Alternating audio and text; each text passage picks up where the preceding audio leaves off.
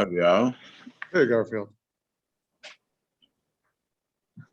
It is 6 o'clock. I'll call the meeting to order.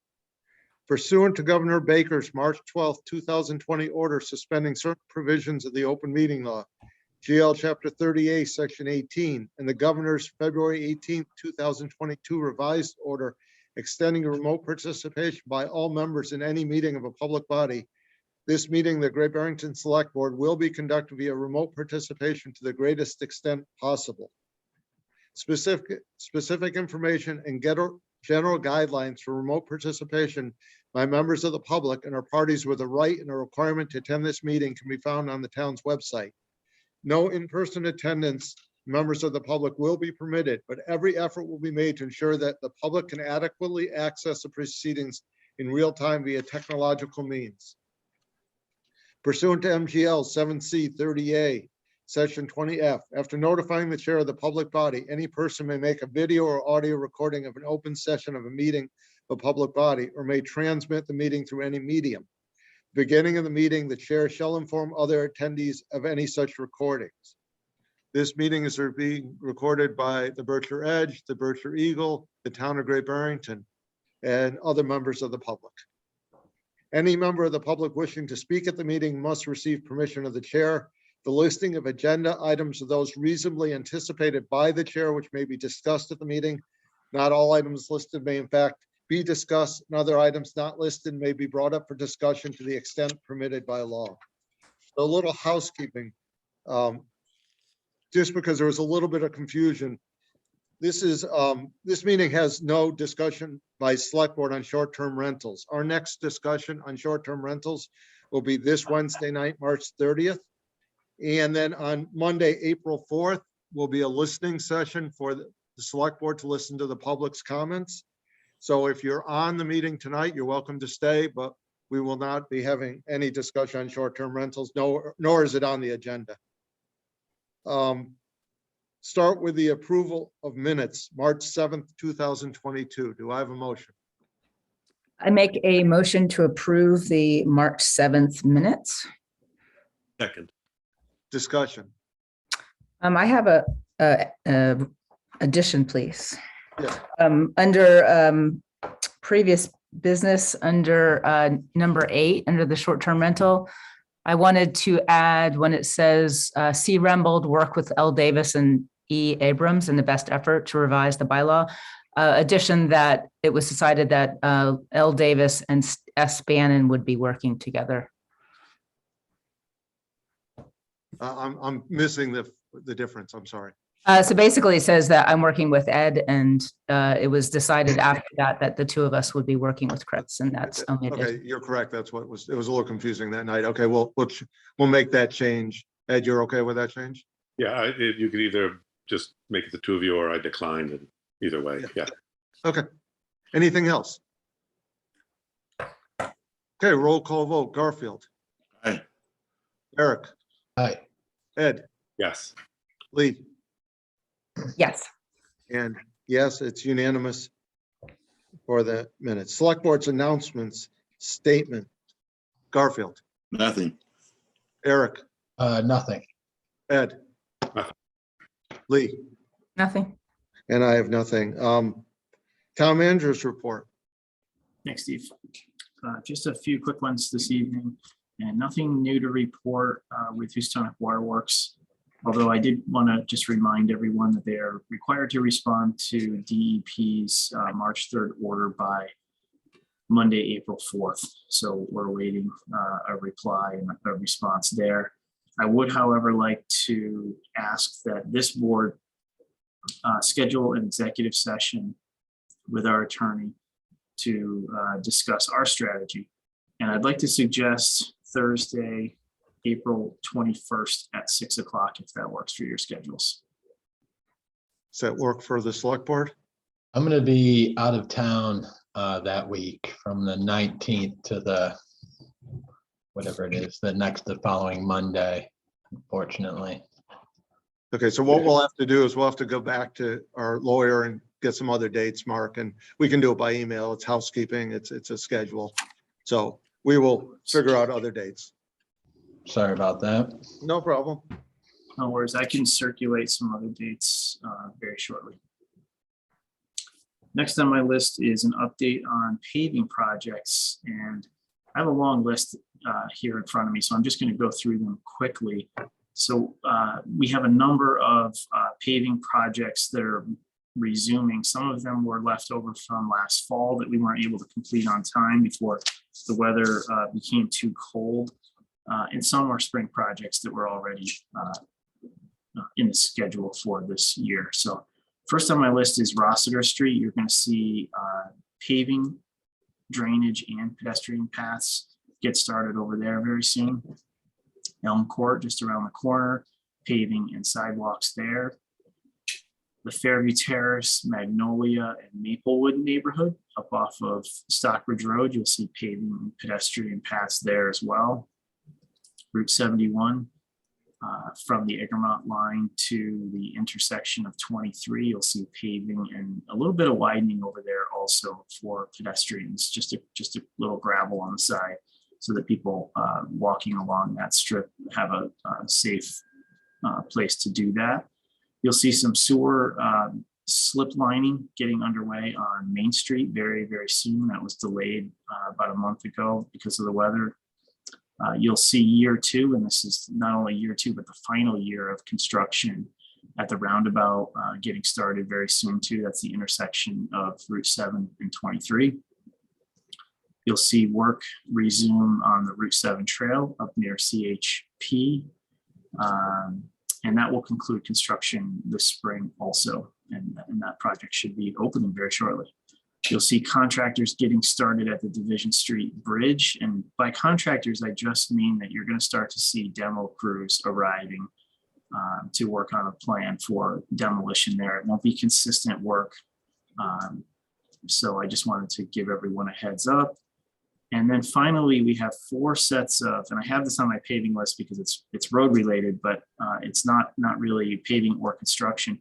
I have 4 sets of dynamic solar speed signs that we ordered over the winter, and you'll see those being installed very soon. And the idea is that we'll be rotating locations throughout town and areas where we often receive complaints about speeding. So the first 4 locations you'll see these signs appear will be East Street, Monument Valley Road, probably 2 of our 2 areas where we receive the most complaints. We're also going to be installing them on that stretch of Route 71, probably shortly after paving, just to remind people that it does drop down to a 35-mile-an-hour zone there. And then Upper North Plain Road, another area where we receive a lot of complaints. So those will be our first 4 locations. And after that, the police department and the highway department will be working together to choose other locations. So they're not quite the same as the ones on Taconic Avenue. Those are on permanent beacons up there. These are more mounted to signposts, like those green posts that you see all over town. So they're easy for us to move, and you'll start to see those popping up shortly. And that's all I have. Thank you. One question. Yes. As well. For the roundabout, Mark, would you mind reminding us of the timeline of the roundabout? I know that you mentioned we're starting it, but just the overall, We don't have a schedule from DOT quite yet Okay. when they're starting. We just know that they're starting or resuming construction this spring. All the underground work was done last year. So you'll see the above ground work beginning this spring. And as soon as I have some firm dates, I'll share that. Okay, thank you. Garfield? Yes, Mark, how effective are these signs, and are they costly? And yeah, I guess I want to know how effective they are. I guess, and are they costly? They're not very. These new signs are not as costly as the ones we installed several years ago on Taconic Avenue. These are a cheaper version. They're similar to the ones you see when you're entering Stockbridge from both directions. Mhm. Much smaller, LED strobes to just warn people. So I think they're effective. They remind people that they're in 25-mile-an-hour zones, 35-mile-an-hour zones, any area where we constantly have problems. It's just a way. We have the speed trailers. They're just a little clunkier to move around town. These will be permanently installed, and well, sorry, they'll be not permanently installed, but I mean they'll be installed on a sign post, and they can remain there for as long as they need to. But I think they're quite effective. It's just, again, a little reminder to drivers that they need to slow down. Okay, thank you. Anyone else? Oh, if I can just add one more Of course. point to that. We can also collect data from them. So we'll see if speeds are dropping. And Oh, good. we post that information on the police department's website. In fact, that information for the speed trailers is already available on the police department website if anyone's interested in seeing the results of our trailers now. I was just going to ask that. Is there a way to see that people are aware that, uh-oh, I better be careful. Okay, moving ahead, just before I forget, there are 6 panelists and 18 attendees at this point for a total of 24 people. Licenses and permits, seasonal club, all alcoholic liquor license renewal for Wyantna Country Club. Do I have a motion? I make a motion to approve the all alcoholic liquor license renewal for the Wyantna Country Club. Second. Any discussion or questions? Seeing none, roll call vote. Garfield. Hi. Eric. Eric, Aye. I'm sorry. Lee. Aye. Ed, I'm sorry. Aye. Lee said aye and aye, so it's unanimous. Previous business, Housatonic School RFP, update on marketing and site visits, and a vote extended deadline for proposals from April 27th to June 10th. Mark? Thanks again, Steve. Just a real quick marketing update to share this evening. A little data to provide. And then at the end of this, I'd like to ask the board to consider the extension request that was in your packet in an executive summary for tonight's meeting. So we've received 22 requests for copies of the RFP as of this afternoon. Our marketing video, which I'm sure you've all seen, has been viewed 350 times. The project was listed on LoopNet, which is a commercial real estate platform. We marketed the project in our nearest metro areas, so Boston and New York City. And those ads reached about 19,520 people as of late last week. So I think we're getting a pretty good reach. And that was through both Facebook and Instagram. We installed 2 development opportunity signs up at the property late last week. So that's directing folks that are interested to our website. And then our local media outlets have covered this. And I just wanted to thank them. I know some are on this call tonight for their part in this effort.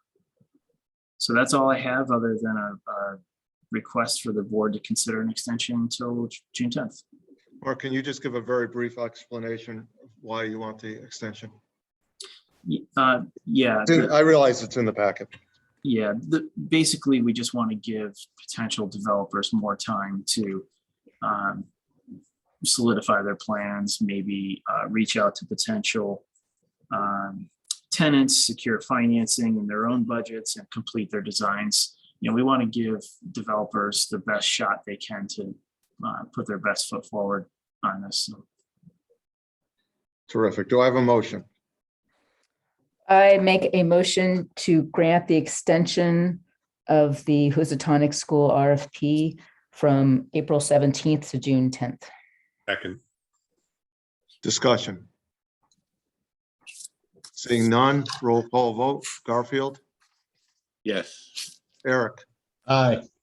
Ed, Yes. Lee, Aye. and I. It's unanimous. Mark, Peter's in waiting room, Peter Dillon. So I don't know what waiting room it is. There's a Zoom room at the bottom. He's in the Zoom room. He just sent a text, so I'll go ahead and Okay. promote him once. Okay. Are we Next there? is appointment to the Conservation Commission. Do I have a motion?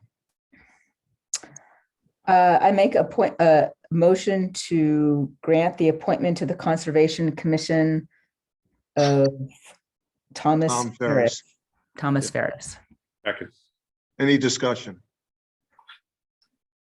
Hearing none. Garfield, Yes. Eric, Aye. Ed, Yes. Lee, Aye. and it's unanimous. Moving next is Berkeley Hills Regional School District boring authorization for a feasibility and schematic design study for the Monument Mountain Regional High School. That's just moving. There's Peter. Hi, sorry about that. Oh, no problem. I'm called Zoom Room. I don't know why. I'll try to fix it. So thanks all for letting me join you tonight. What I wanted to do was give a quick update on where we are with the high school project. And if it's okay, I'll share 2 slides and sort of talk through them quickly. And then I'm happy to respond to any questions. So let me try to do that. You know, I may not. Mark, are you able to enable me to share screens?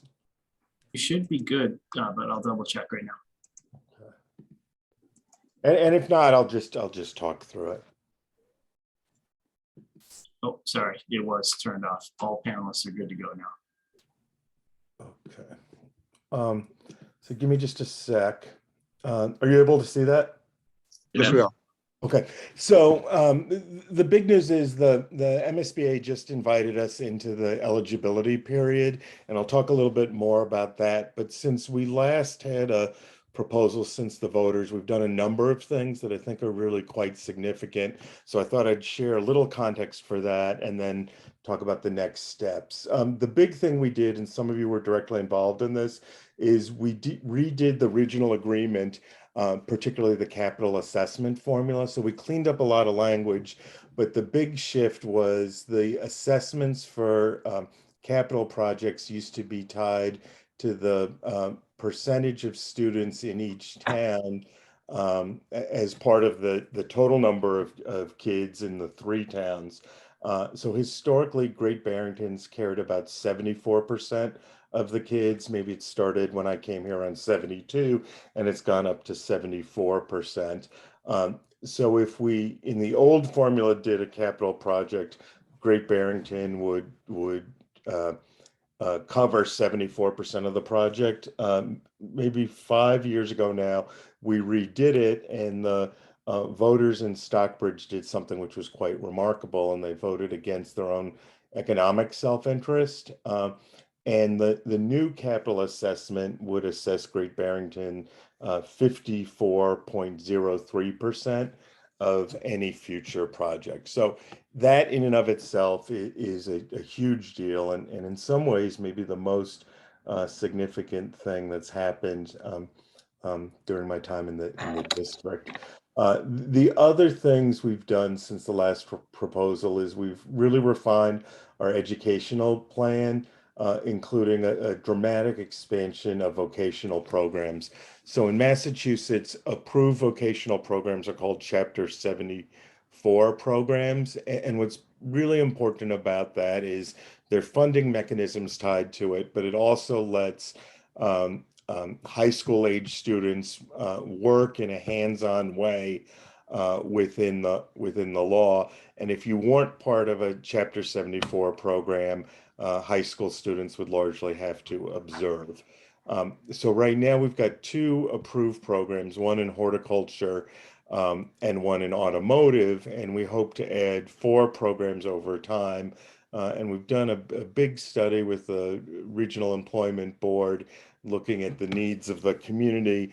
One would be sort of in the medical arts, preparing people as a stepping stone to becoming nurses, but a range of medical technician roles, and that's a real need. One would likely be in hospitality. One would likely be connected to small manufacturing, and potentially our horticulture program might expand to a bigger agriculture program. And then the other likely one would be home building with connections to several of the trades, including plumbing and electricians. So that's a big deal. Our elementary and middle school, which we affectionately refer to as new schools, aren't so new anymore. They're teenage schools now. and we're about to retire the debt on each of them. So from a tax perspective, that'll make some room for both our three communities and the taxpayers to start supporting a potential new high school.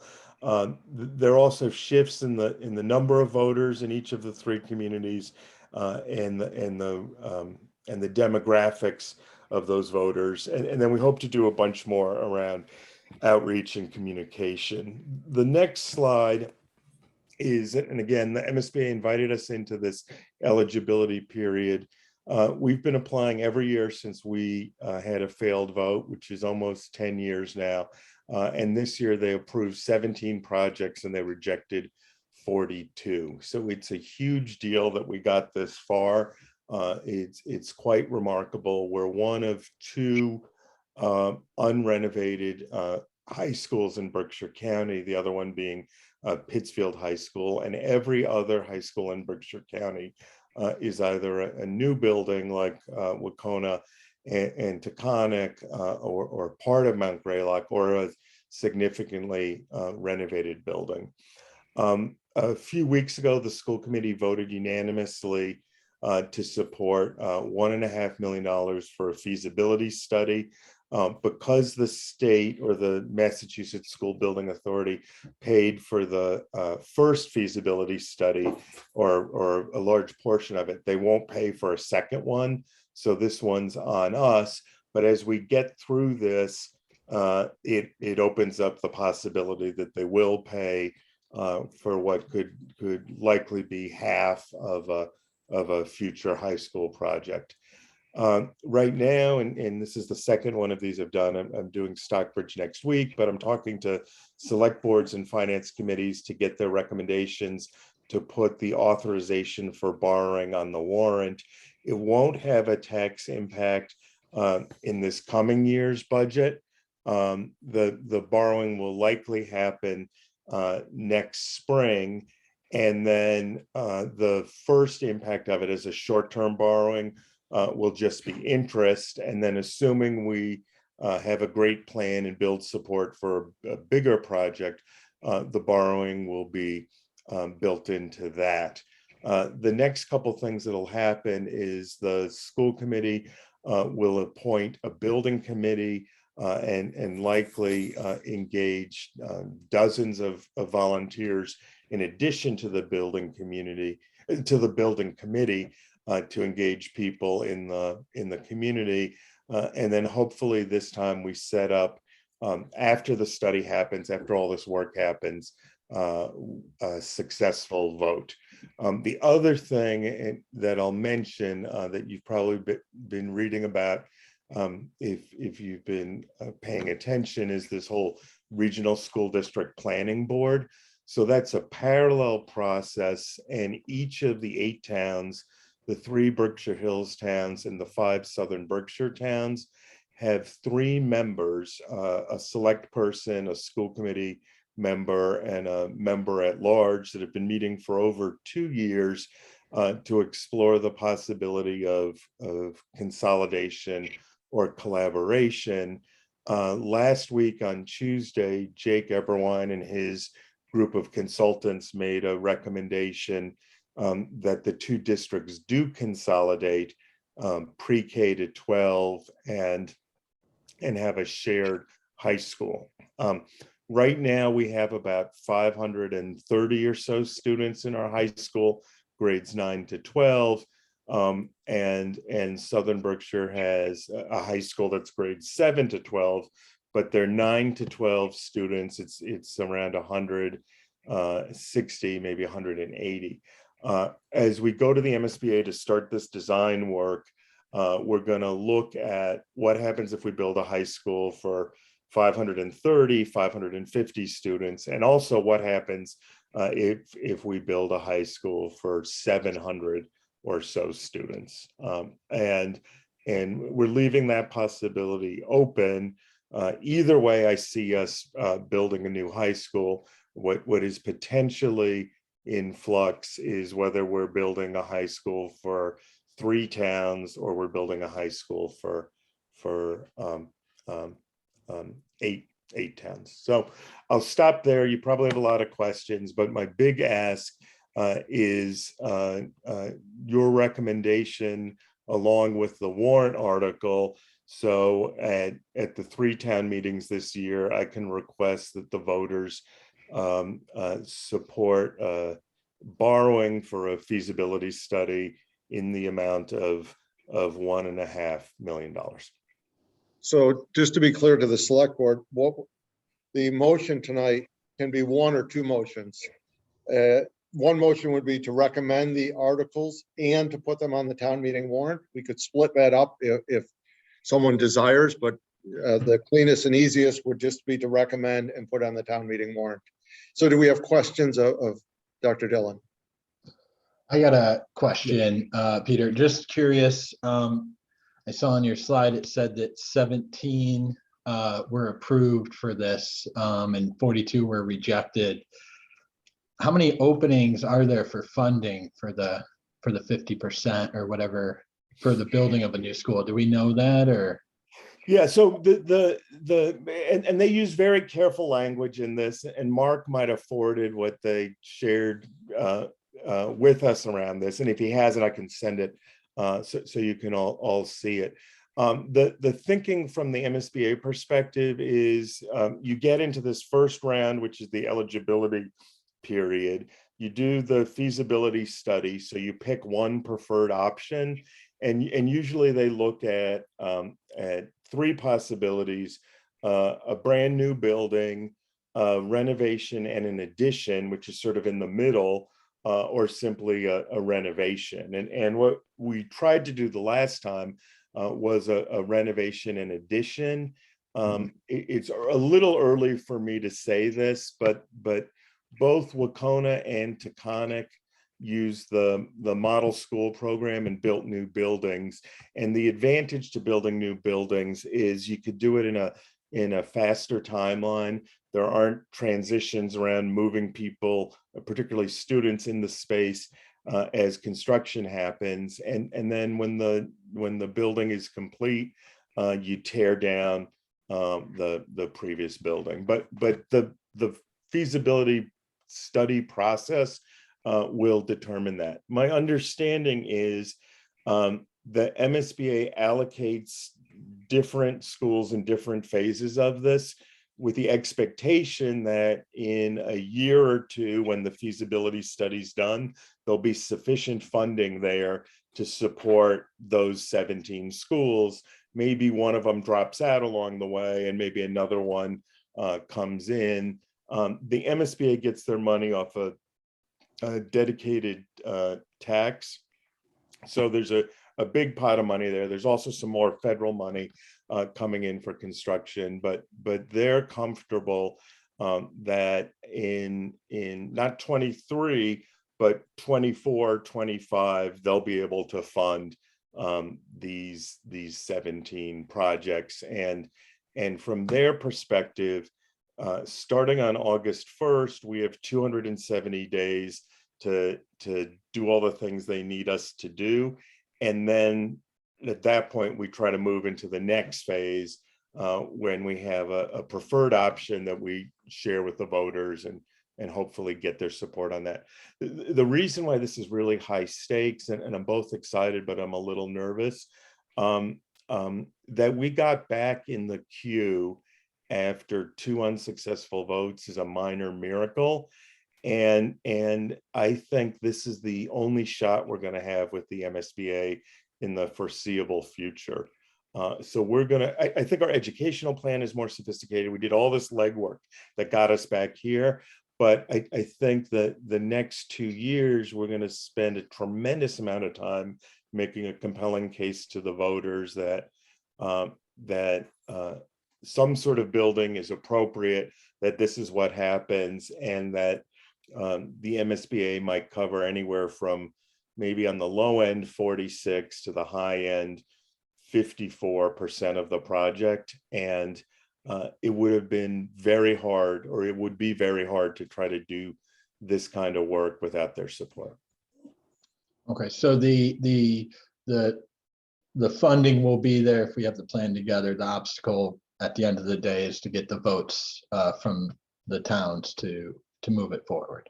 Right, right. And I think with the shift in the cost to Great Barrington, which is significant, it'll be interesting. In the previous votes, I worried a lot about Great Barrington and less about Stockbridge and West Stockbridge. In a future vote, I think I'll worry equally about Great Barrington and Stockbridge.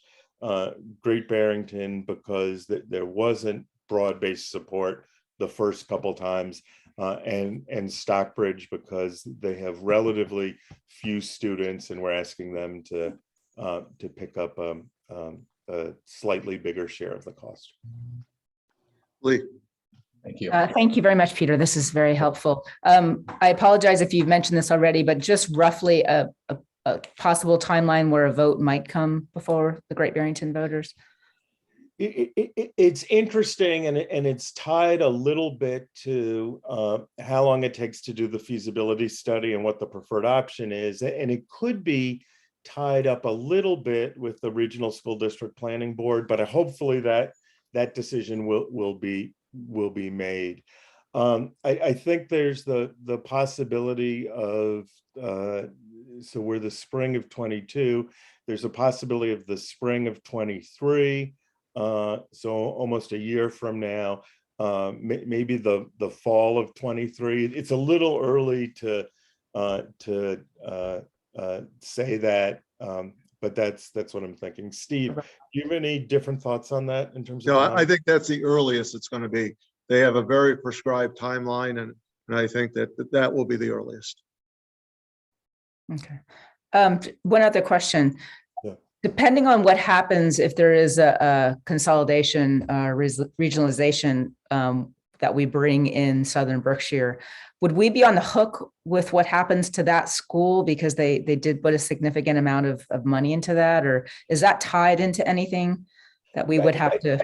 Yeah, I mean, I'm getting a little bit ahead of myself on this. I imagine if we pull off this merger between two districts, it'll be a really big deal, and we'll seek some sort of legislative action on that.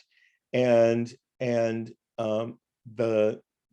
current proposal, as stated, is we'd form one large district, but the high school would be consolidated. Based on all those conversations, and this is very much a moving target, I would think that at least in the short term, the elementary schools would continue to function as they are. So we'd have to write a new regional agreement for both districts. And one of the things that would be advantageous to all 8 towns would be to figure out what each district's assets and liabilities are, and who's responsible for which part of each, and then maybe to get some legislative relief on some of that. So I think Southern Berkshire has about $5 million of debt in the pellet heating system and the roof at Mount Everett, and in all likelihood, our 3 towns wouldn't want to inherit that debt. We're about to retire our debt on our elementary and middle school, but we still have some obligations. They probably don't want anything to do with that debt, and the writing of a thoughtful new regional agreement would address all of that. Okay, thank you. Sure. Anyone else? I just wanted to say that I appreciate what you're doing now. It was something that was important to me and in my campaign. And I'm glad to hear that the talks with consolidation are actually moving forward, and that you are planning to have a few more vocational programs or programs at the high school, namely the last with the carpentry and the electric and plumbing mixed in is a great idea. Thank you for that. Thank you, Garfield, for raising that. I'm really excited about it, and we have a lot of work to do. And while I really hope the thing with the 5 towns south of us happens, if for some reason it falls apart and it doesn't happen, then at least we've answered the question of why aren't you merging with Southern Berkshire, right? And hopefully we answer it and we do it. But if for some reason it falls apart, then I feel good about all the work we did.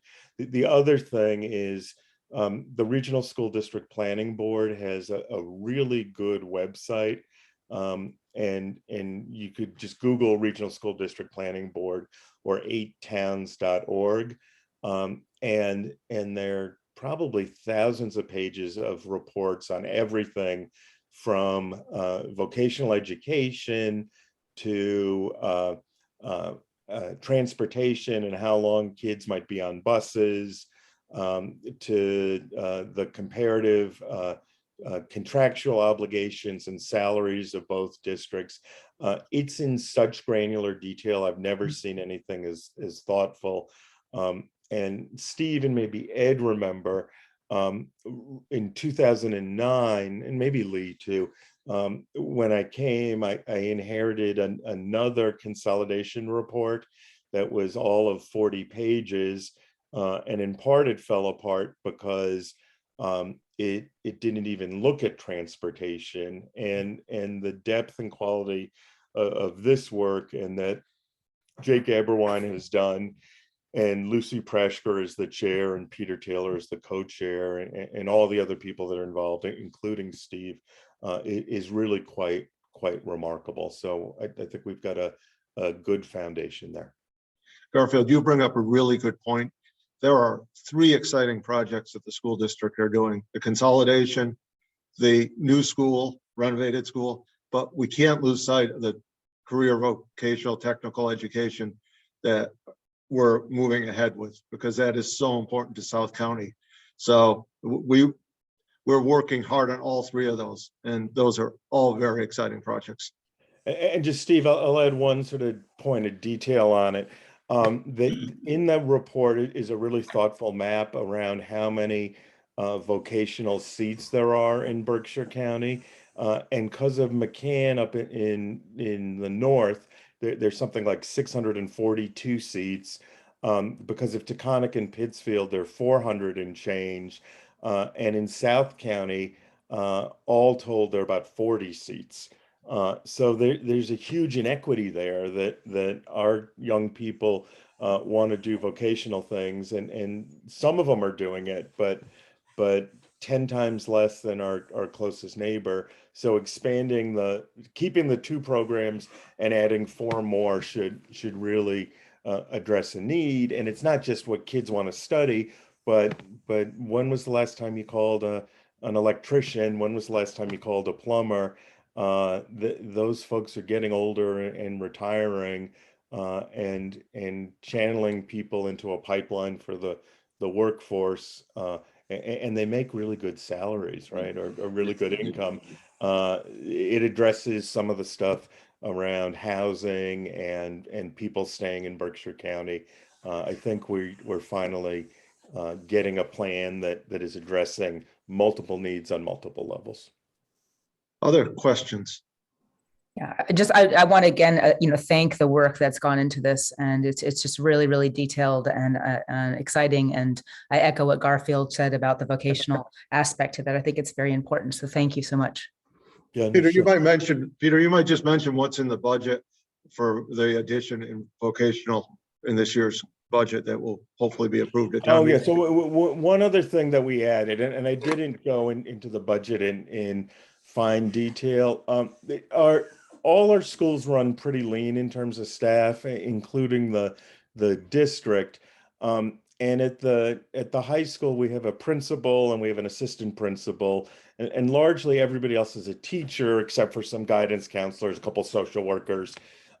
We've added an assistant principal for career vocational and technical education because we need the support to build out those programs. For the past several years, a couple people have shared that as stipended positions on top of their regular teaching or counseling load, and they've done some really good work. But we think to take this to the next level, it really makes sense to invest in a full-time person. to work on this from soup to nuts. So there's a publicizing piece, there's a recruiting new students piece, there's meeting the standards with the state. There are a whole host of things. Hang on just a sec. My dog really wants to get out of this room. All right. If Steve, if you're taking the straw poll, one motion is fine with me. Yes, sorry I about have that. it, yeah. Okay, Um, let's make one motion. Okay. And I make a motion to recommend and put on the town meeting warrant a borrowing authorization for a feasibility and schematic design study for the Monument Mountain Regional High School. Second. any other questions or discussion? Seeing none, roll call vote. Garfield, Yes. Eric, Aye. Ed, Yes. Lee, Yes. and yes. So it's unanimous. Peter, thank you very much. Yeah, no, thank you all very much. And I'm happy at your convenience to come back and share updates. And I'll be running around and convincing other folks this is a good idea. Good luck. Thank you. Thank you, Peter. Please do. Okay. Thank you. Okay, Mark, do we have people here for the training? So I don't see Gwendolyn on the line, so I guess we should just ask if there's anyone on the line representing Multicultural Bridge. Just go ahead and raise your hand. So Just raise your hand and we'll recognize you.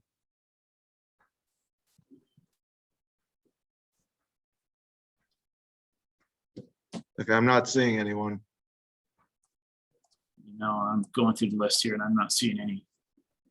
I saw Erica on there earlier. Well, I don't know that she's representing, she's there, but I don't think Oh, she's okay. representing Bridge on it. Okay, we'll reschedule that then. Our agendas are pretty full for the next month or so, or maybe a little longer, but we'll find a time to reschedule it. So we'll move ahead to citizen speak time.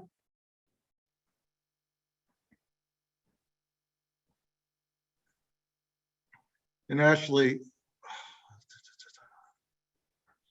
I don't see, I had promised Claudia she could speak first if I missed her at the last meeting, but she's off the line. So we will start with from Stephanie Wright to everyone. Bridge is here. Hold on. Michelle, I'll let you talk just because you hand your hand up and then we'll go back to the training. No, Steve, if you want to go ahead and move on to Bridge, that's not a problem. Okay, thank you, Michelle. Okay, no problem. I'll lower my hand. Thank you. Okay, Mark, do you see the people who, I see Stephanie. Yeah, let's go ahead and open. We'll promote Stephanie. Still not seeing Gwendolyn though, unless there's someone else here also. There's Stephanie. Stephanie, just unmute yourself and turn on your video. Hi, Gwendolyn will be coming on. She's coming on. Okay,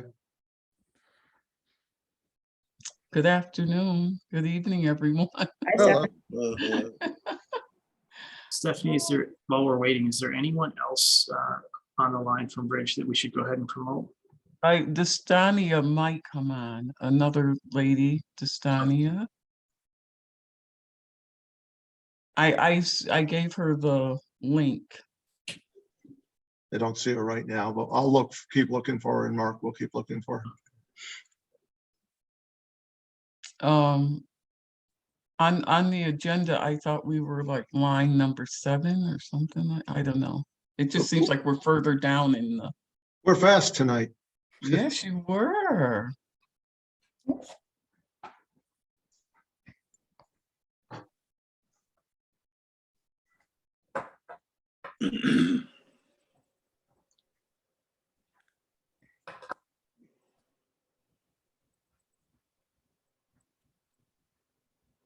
Let me see. I Yeah. will send her a. Please do. Only because we were down so low on the, okay. I'm gonna just let her know that we're in.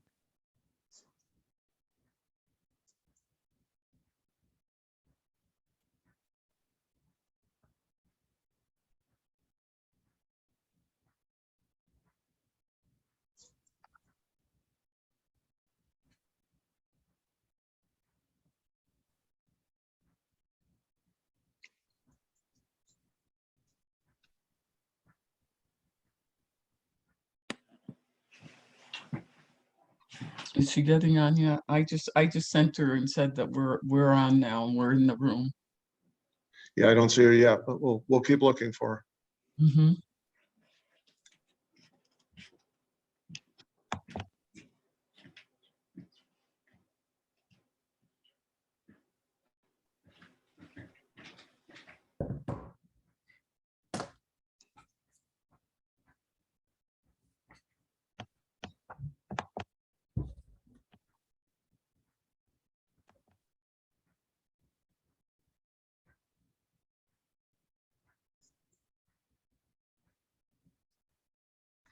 Okay, so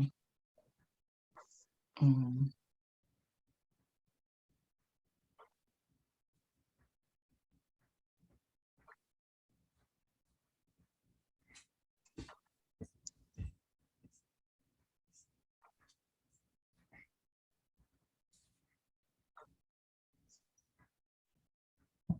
you guys are out of sequence.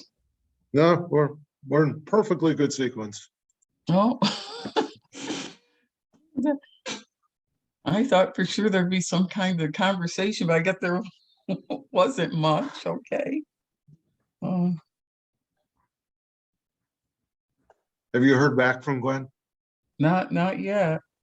Okay, because I'm not going to make all these fine people wait too long. All right.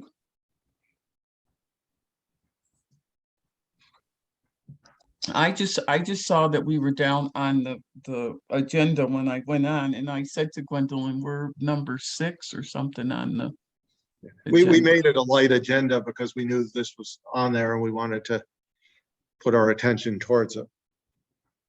There's Gwen. Oh, there she is.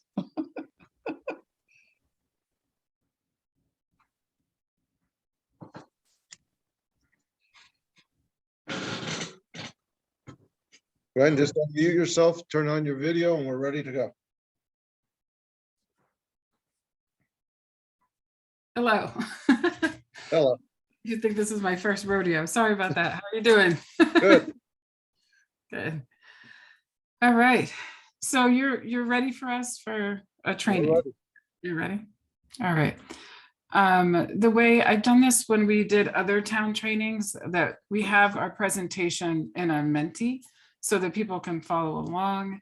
And hopefully I'm able to share my screen, right? We'll make sure you are. Yes, just go ahead. I think you are now. Okay, great. I'm pulling it up right this moment.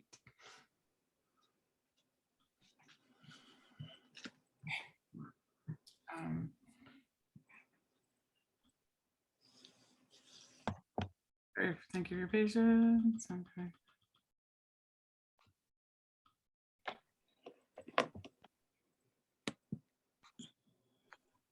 Didn't expect you to go through the agenda that fast. We're very efficient. Yeah. Here we go. Can you all see this? Yes. All right. So it'd be really wonderful if you and if the folks following along want to do so as well. You go on your phone is better to menti.com and enter this code, but you could toggle between screens. But this is where Stephanie and I will be presenting this evening. So hello, everybody. Here, I'll give you another minute. I'm Gwendolyn Van Sant from Bridge, and I'm here with my colleague Stephanie Wright. And we had the privilege of partnering with the town of Great Barrington on the Municipal Vulnerability Preparedness Grant, which there are several, or a few hundred of these across the Commonwealth, and we were partnered on the Great Barrington project. And we'll talk to you all about it, but CARE-GB stands for Climate Action, Resilience, and Equity. So this is, if you go to menti.com and you type in this code 5677-8583, you'll be able to follow along with the training. And because we're on a town recorded meeting, it's not the usual way that we present trainings. We like using Menti because when people interact, which is a part of our training, it's all done anonymously. So feel free for anyone that's participating to participate alongside the select board. So again, I'm Gwendolyn. Bridge was born in Great Barrington. We're turning 15 years old, and our co-founders are Marta Bourdon and Bob Norris. And our purpose was really to be catalysts for change and integration, integrating the diversity that had really, the immigrant population had doubled in 2007 in our area. And working as a medical and mental health interpreter in Spanish, I was inspired along with Marta to create an organization that continued to advocate and support individuals, but also would also loop back and train institutions and organizations how better to respond to diversity. So we've been at that for about 15 years. We are certified by the Commonwealth of Massachusetts. We're a supplier diversity program. That means we're 51% women run and 51% minority run.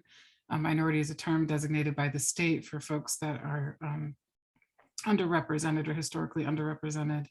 Our core competencies are multicultural awareness, cultural competence and diversity training, education, language classes, interpretation, and translation. So those are the things that we do in a community. We have a long history of partnering with the town of Great Barrington. It started back in the Welcoming Massachusetts work over a decade ago. Most recently, we support the Du Bois Legacy campaign. We've supported Latino festivals and citizens academies with the police department. We've worked on trust policy work together. So we feel very much a part of working with the town of Great Barrington and the select board, and appreciate the partnership. I'll turn it over to Stephanie from here. But good evening. My name is Stephanie Wright, and I've been with Bridge since 2009. And we always start our trainings with the 5 agreements. These are the things that we're going to be asking you to do tonight: to be impeccable with your word, not to take things personally, don't make assumptions, let people say what they have to say. We're going to say always do your best, because on the Menti, you'll be asked questions. We're asking you to answer them to the best of your ability, and be skeptical and learn to listen when we think we're listening.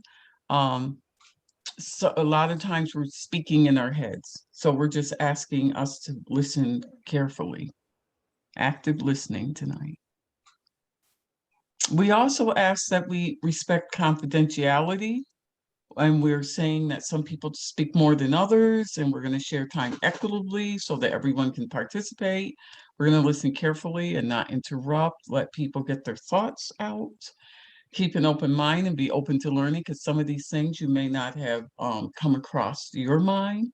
And be respectful of the speaker, even when you do not respect the views that are being said. We're not going to assassinate each other's tonight, the way we're speaking. Now we have Elmo up here, and we speak of Elmo because it stands for enough, let's move on, so that we don't get bogged down into an area or a thought. Anyone can call it. We can say, you know, let's move along, and we can take this up another time.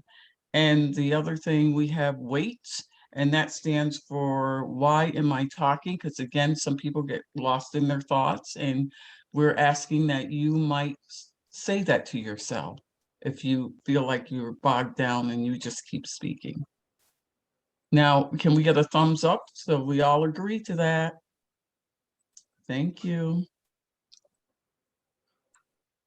So here we are with the heritage, and Gwendolyn will tell you how we're going to do this on Menti. Yeah, so again, I put the link in the chat. It's also up here if you go to menti.com. When you go there, you click a heart and send some love to all of our Great Barrington participants. So if you can go in there, we like to do this to kind of begin any conversations around diversity. A lot of times folks think that diversity is about the other, and really it's about each one of us. And so if we think back to our grandparents' heritage, you will come up with more diversity than what you think is in front of you. So for folks, this is a select board training, so we're asking definitely all the select board members to put it in there, but anyone else in the community that wants to participate alongside us, please do. But we're looking for your grandparents' heritage in the Menti. I'm sorry, Gwyneth, so Menti. I might be running behind. I gotta log on to Menti. I'm not gonna just tell you these answers. Yeah. Is that what you're saying? Yeah. Okay, all right, Yeah. thank you. If you want, if you like to tell me, that's great. We'd like to have some dialogue. This is one of the lower hanging fruit questions. Some of the other ones might feel like people want anonymity. But if you want to own your grandparents' heritage out loud for folks to know, that's great too. I don't have a problem with that. So what's your grandparents' heritage? I can give it to my knowledge. My grandfather, my mom's side was West Indian. Mhm.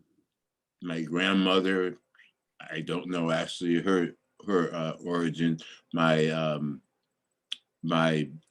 grandmother on my father's side, I do believe had at least a quarter Blackfoot Indian in her, and the rest I don't know either. But that's, to my knowledge, that's what I know of my grandparents. Yeah, thank you. Thank you. And again, anyone there's about 20 other folks here. If anybody wants to participate alongside us, that's great. But it's great to see again the connections among the folks that answered, and then also the diversity that's there. And thank you for the person that said the diversity is about each one of us, or echoed that. Cultural competence, it's actually a term that's becoming a little outdated. I'm going to just say this is our certification in cultural competence, which means supporting folks working cross-culturally as best they can, right? So Stephanie will walk you through breaking down culture, and competence obviously is how well you do that. And I just want you all to know, in the trends right now, people are talking a lot more about cultural humility, which is what we start with and we just started with, which is understanding your own identity first, and then figuring out how to work with the other person across the table. So knowing your cultural heritage, knowing your biases, knowing your privileges, all those things are really important, and being able to interact and be welcoming to others. And so that cultural humility practice sometimes is eclipsing the cultural competence work, because people tend to think you can check a box and be competent at some point, and we believe that the work is ongoing. So this is one thing I want you to know about this. So cultural proficiency, competence, humility, all those things are wrapped up into the work that we're going to talk through tonight. And so we have these intersecting beliefs, attitudes, and values. And it goes with perceptions, your relationships, your political and moral emphasis. And we definitely want you to understand the policy, government, and city town planning. We know here in Great Barrington that people have access to the select board. You can come up to the town hall. Maybe it might not be as easy in an urban setting. You may not get to know the mayor and the different ones that are in the select people. And we have language and body language, appearance, humor, all these different things. This is how we identify our culture. So I think we know this again because of where we are tonight, but this is one of our major drivers of culture, is what happens with our select board and through our town hall and town government. And some folks, that's more invisible than others. But for us, I think it is very obvious. But one of the things we found when we did the CARE project with the town last year is that not everybody felt like they had access to the select board. Not everybody feels like they have access to being on a committee, serving on a committee, attending committee meetings, speaking up for themselves. Not everybody knows how to get the agenda. Not everybody knows how to get something they care about onto the agenda. So part of the work that we do in cultural competence work and equity work is figuring out how to break down those barriers and create pathways of access. And so I think that that's one thing for the select board to think about, and for folks that do attend these types of meetings regularly and feel welcome, look around of who are the usual suspects that always show up, and where's the rest of our community, right? So our next question is, where do we establish culture? So all those things that Stephanie walked us through, you saw on the slide, where does that get established? The system of attitudes and beliefs and values. Where do we get those messages from? Our parents usually, from school. Yeah. They're just existing on the street corner sometimes. Mm-hmm. Right. So neighborhoods, like you said, your home base. Thank you, family, school, teachers, church, media. That's right. Media is a big driver, right? Yeah. Any other ideas than what Garfield has shared and the answers here? Yeah. Media is a big driver, right? That's one that, and social media also. One that we often miss, and it's okay because we're not at work, but generally we do this training at work and people forget to say their workplace environments. And I see we have friends here, and it's where people are agreeing on how they're going to be interacting and acting in an environment. So it could be pubs, it could be gym, you know, when you're at a gym, any club that you're at, you're agreeing that we're going to be acting a certain way. And you can tell immediately when someone walks into that culture, you can tell right away that either they belong or they don't belong, depending upon how they're going to be interacting and reacting in the environment.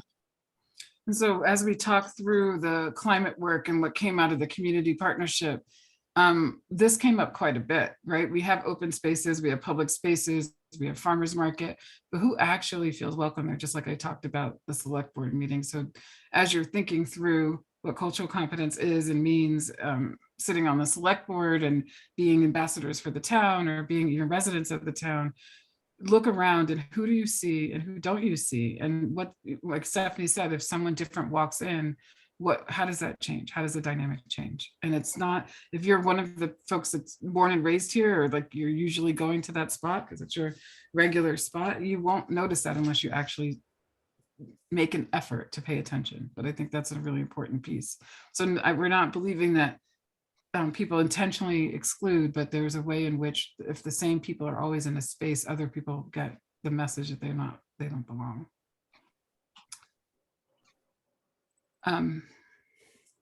And so we have the diversity slide here, and I usually use this with the iceberg, and we know that on the bottom of the iceberg is the major part of it, but that top part is just what we're seeing on the top.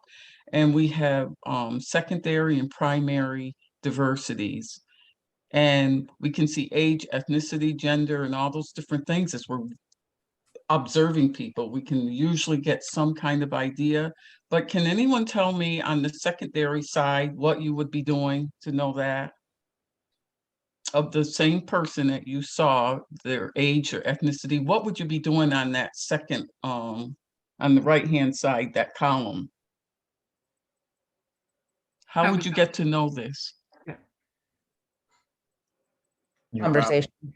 Yeah. Absolutely. You're getting to know the person, you're getting a relationship, you're starting to talk, you're starting to, get a conversation with one another.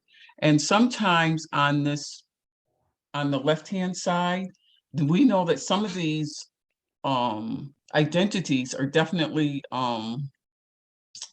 what do I want to say? They're protected. So you have to be very careful about how you're saying what the person is, their age, their gender, because if you could sometimes make mistakes. And how you would not make the mistake is you would be doing the secondaries, that right-hand side. You would be speaking and talking and interacting, and then you would get to know the truth of the person. May I say something? Yes. Would we not, in general, a lot of times we generalize, or we look at someone who's dressed well and say, yeah, this cat's got money, or they're driving a nice ride, well, you know darn well they're not from the hood, if you will, and they're not they probably have a nice house is what you're thinking. All these things you're going to guess without having the knowledge of really what's going on. So we do tend to put people in certain categories without actually speaking with them. Yeah, thank you. That's a really important point. Another little bit that I want to talk about, the left side, the kind of primary diversity. These are really important things to think about. Age and generational differences is the whole training that we do, intergenerational difference. It's the first time in our country that we have 5 generations in the workplace. 4 years ago, I was saying 4 generations, and then we just added another one. So it's the first time that everybody's still working and figuring out how to work, when being at work means something totally different, right? And how you interact at work.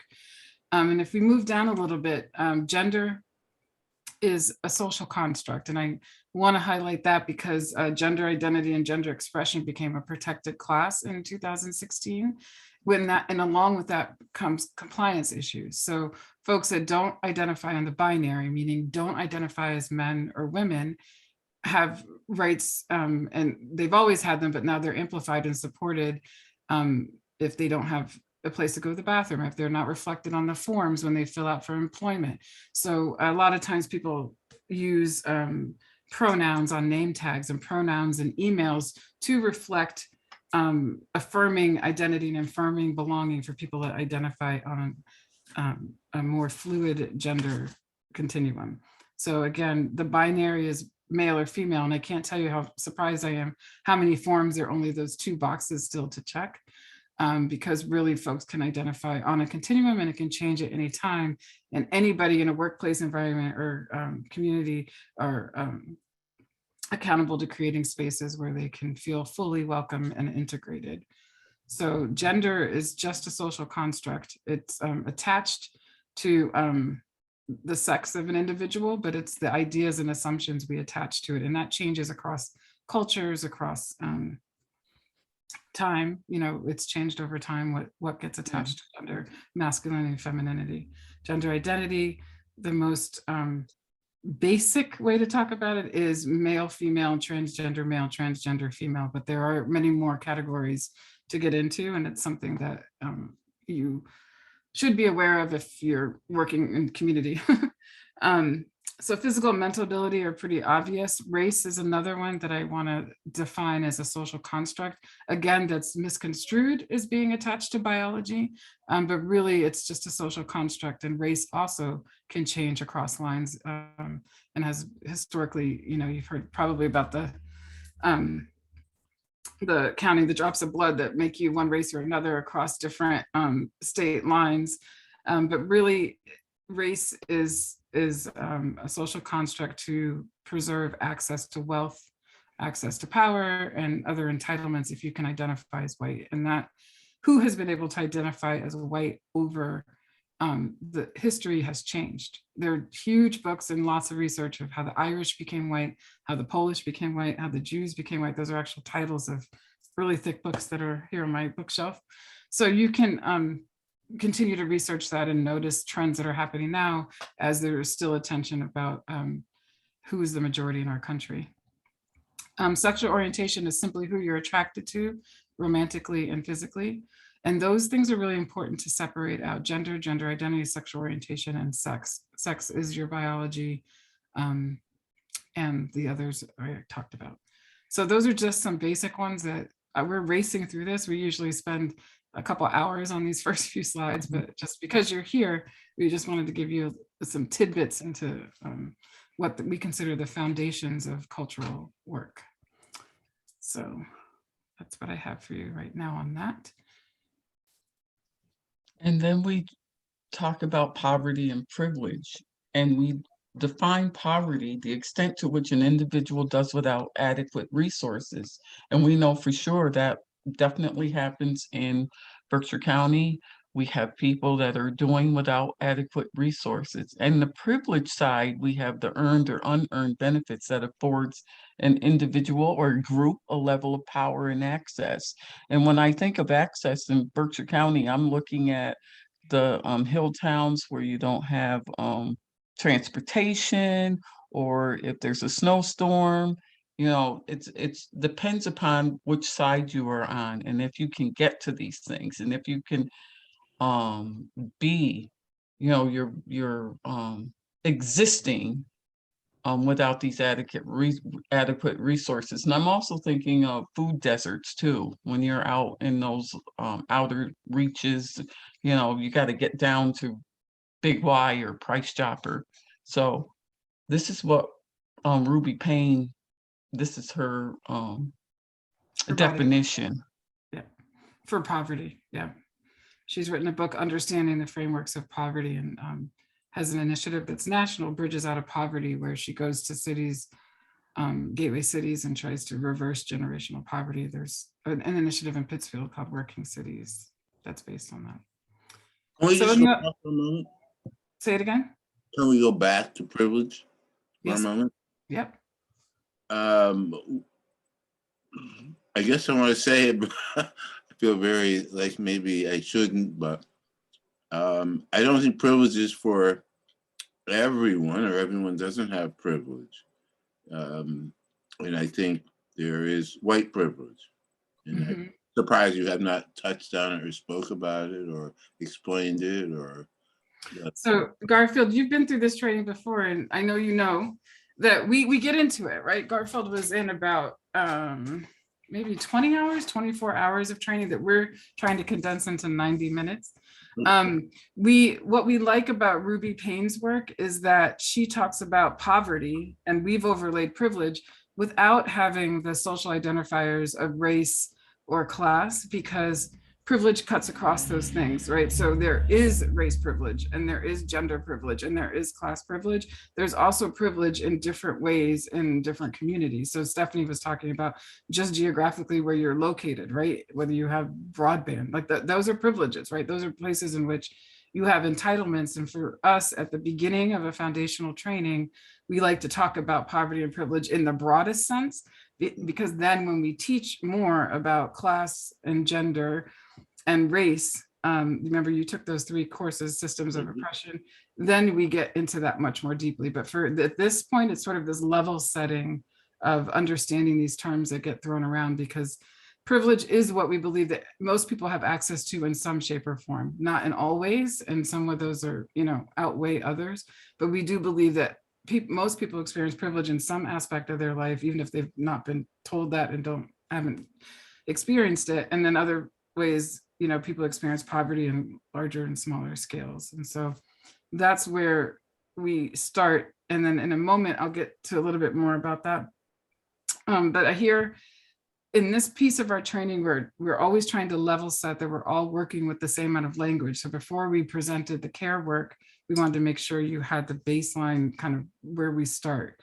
And so here is a data, I don't know if you know Prosperity Now, but they track by city, by county, across the country, sort of good demographics to use and to kind of get a snapshot of the financial health of different communities. So for tonight, for the town of Great Barrington, we pulled the Great Barrington scorecard.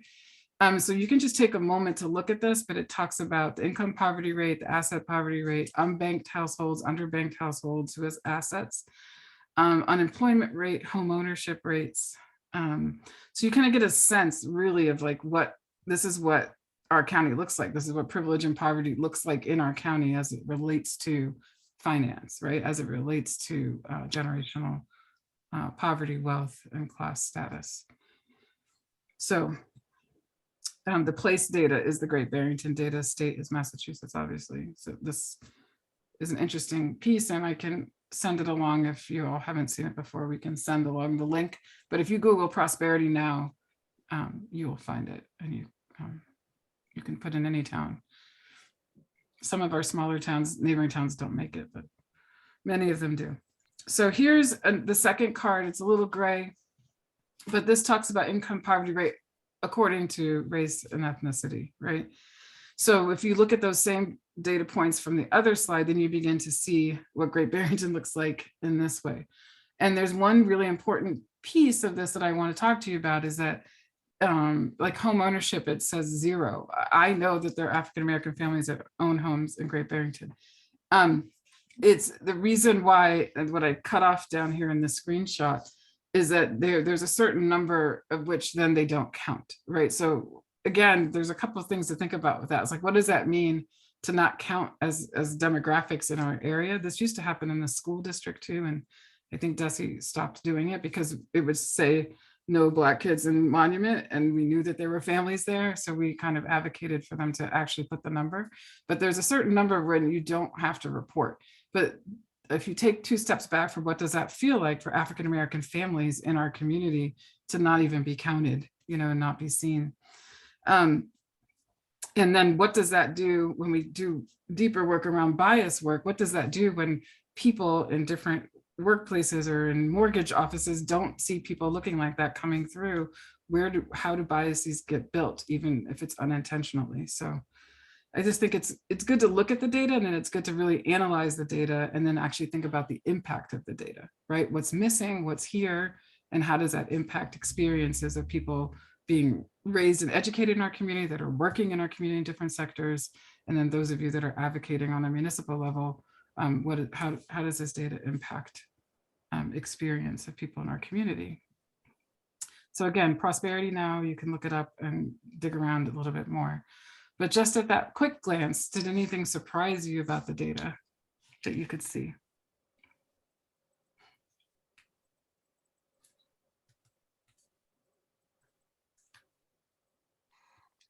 Nope. I'm doing this for you. Was that a no for us? No, there's nothing that stuck out.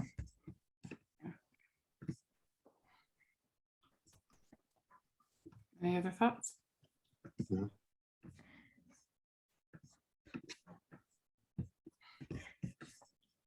All right. So this next piece is getting back into that poverty and privilege analysis. And again, Ruby Payne's model for poverty finance, which is what we were just talking about, right? Like how much you own, what you own, that's the financial piece. But there are all these other ways to have access and lack of access to resources. So there's the emotional, there's the physical, there's the mental ability, there's access to education, there's knowledge, there's just capacity to function.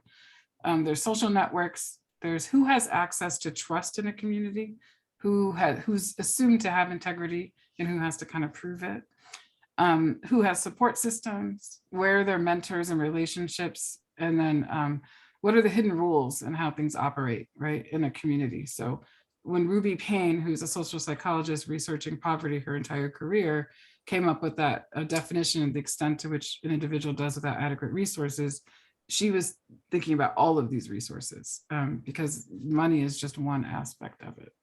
So with Bridge, we talk about having a race analysis, a gender analysis, and a poverty analysis. And this is the kind of baseline foundational piece of the poverty analysis. And so the Cannon Ranch Institute had this life enhancement program given at Fairview Hospital a few years ago. And they use the tires, and they're saying that unless all these tires are inflated to the right capacity, and you get less air and sense of purpose or spirituality, or you get less air and emotional, how will the car drive? How will you be able to drive the car with one of these tires not fully inflated? Can someone tell me if any one of these are tires? It's Well, the gonna car, pull one way or the other, right? It's gonna yeah. Yeah. Go ahead, Eric. just yeah, when you running low on one side, it always ruins your other tires and pulls you one way or the other.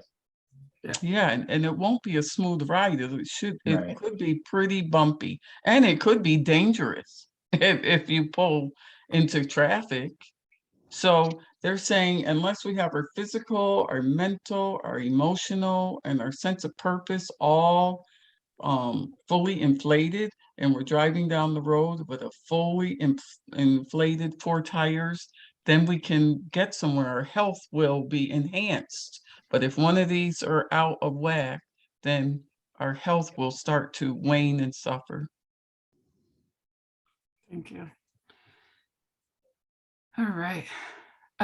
So we're getting closer to the climate piece of this, but when Stephanie talked about those 4 tires of health for an individual, we also have this model from the health model of thinking about the social determinants of health, which is just what things have to be in place for a community and a family and an individual to be healthy.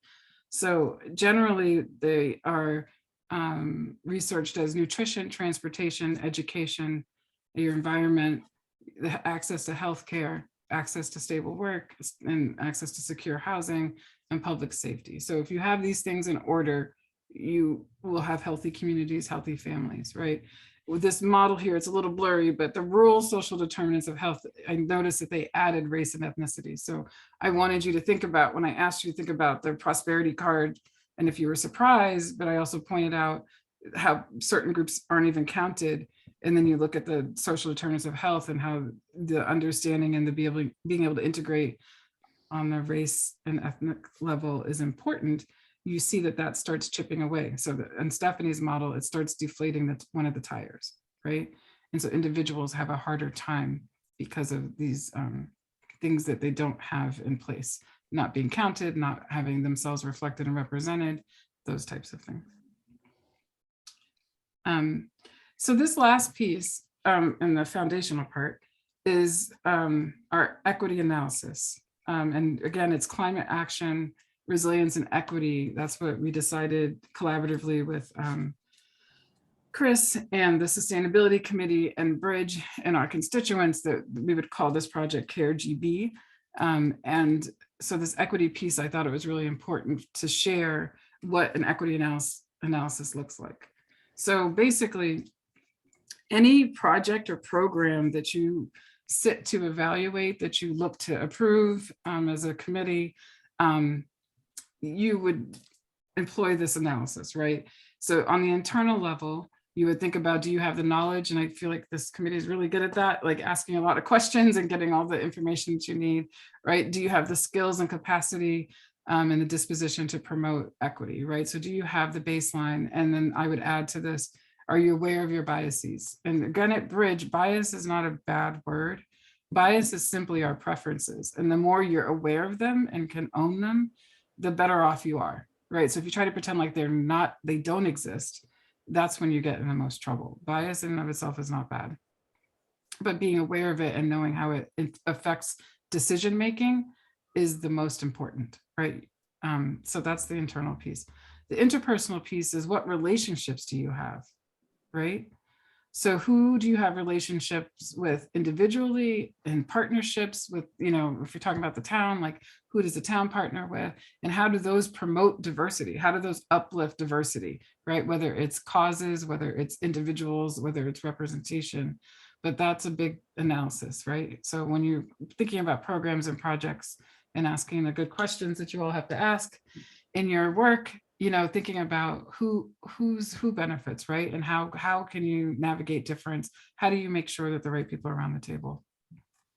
And then in a cultural level, this is just being aware of what's the dominant culture. If you had to describe in your mind right now, the dominant culture in Great Barrington, whose behaviors and attitudes and values are prevalent, right?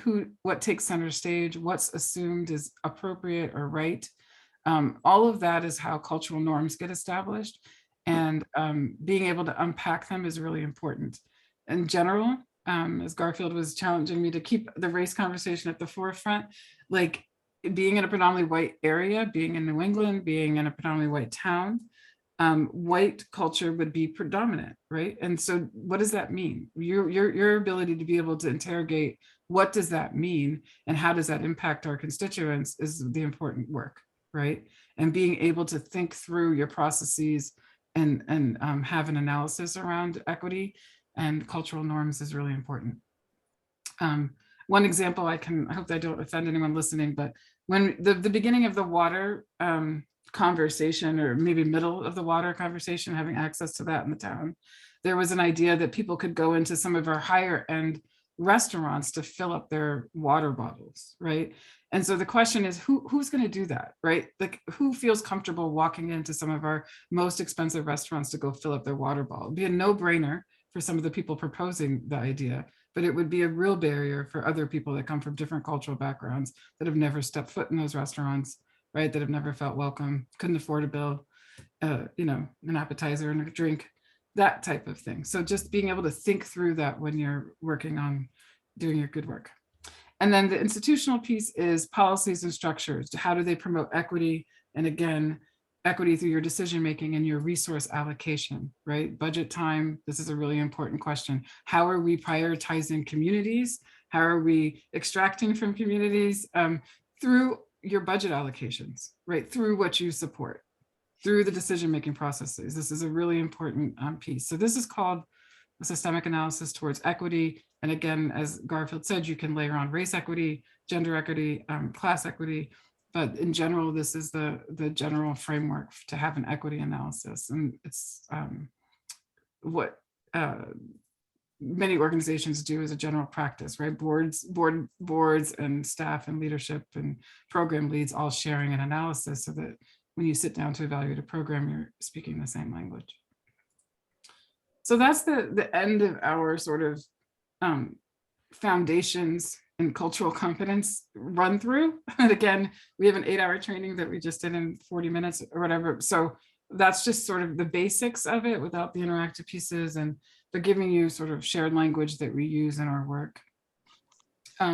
Moving into what we were doing in the climate action work.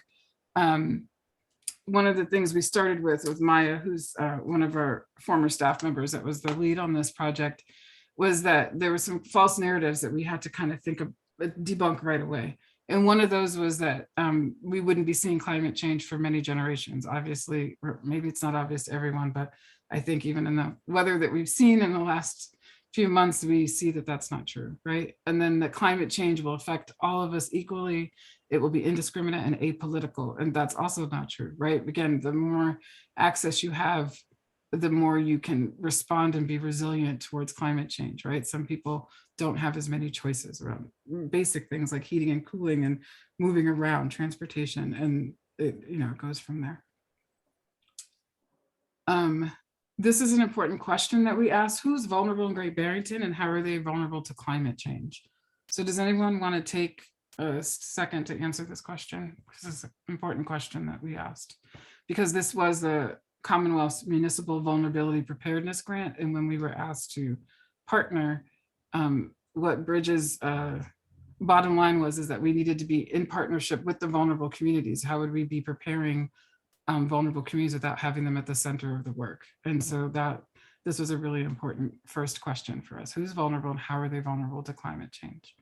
So what would you all say? And again, some of you have been in some of the trainings around this, but Seniors yes, and those with physical disabilities. yes. Excuse me, minorities sometimes. Yeah. People that have been minoritized, like, yes.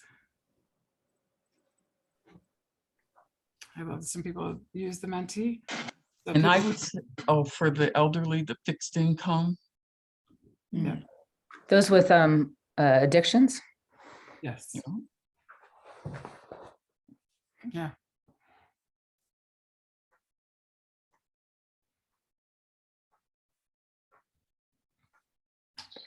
And Just children. Yeah.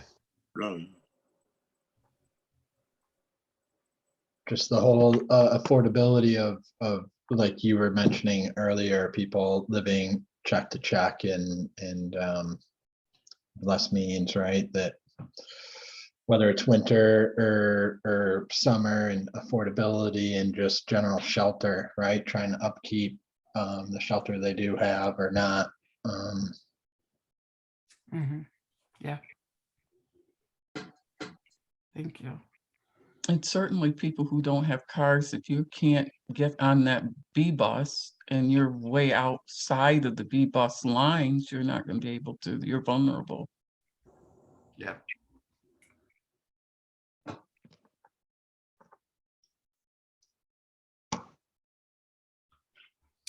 So here we're going to share really quickly when we asked our community members, and I should say that with Bridges, the partner, we were able to bring immigrants, African Americans, youth, and elderly. So we had a really good, diverse sampling of people from Great Barrington or neighboring towns participate in this project. And so these were some of the answers that those folks gave to that question that you just answered. So you touched on many of them, but communities that have limited access to resources and power and privilege. BIPOC folks, intersectional identity, seniors and victims of violence, undocumented immigrants, people with unstable housing, as you said, unstable food access, people who live in fear, harm from racial prejudice, addiction, as was said, single parents, because if one parent gets taken out, often there's not a backup, right? Yeah.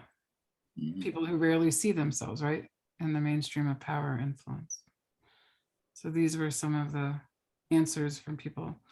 And then again, this is another list, but pretty similar. People with disabilities, visible and invisible.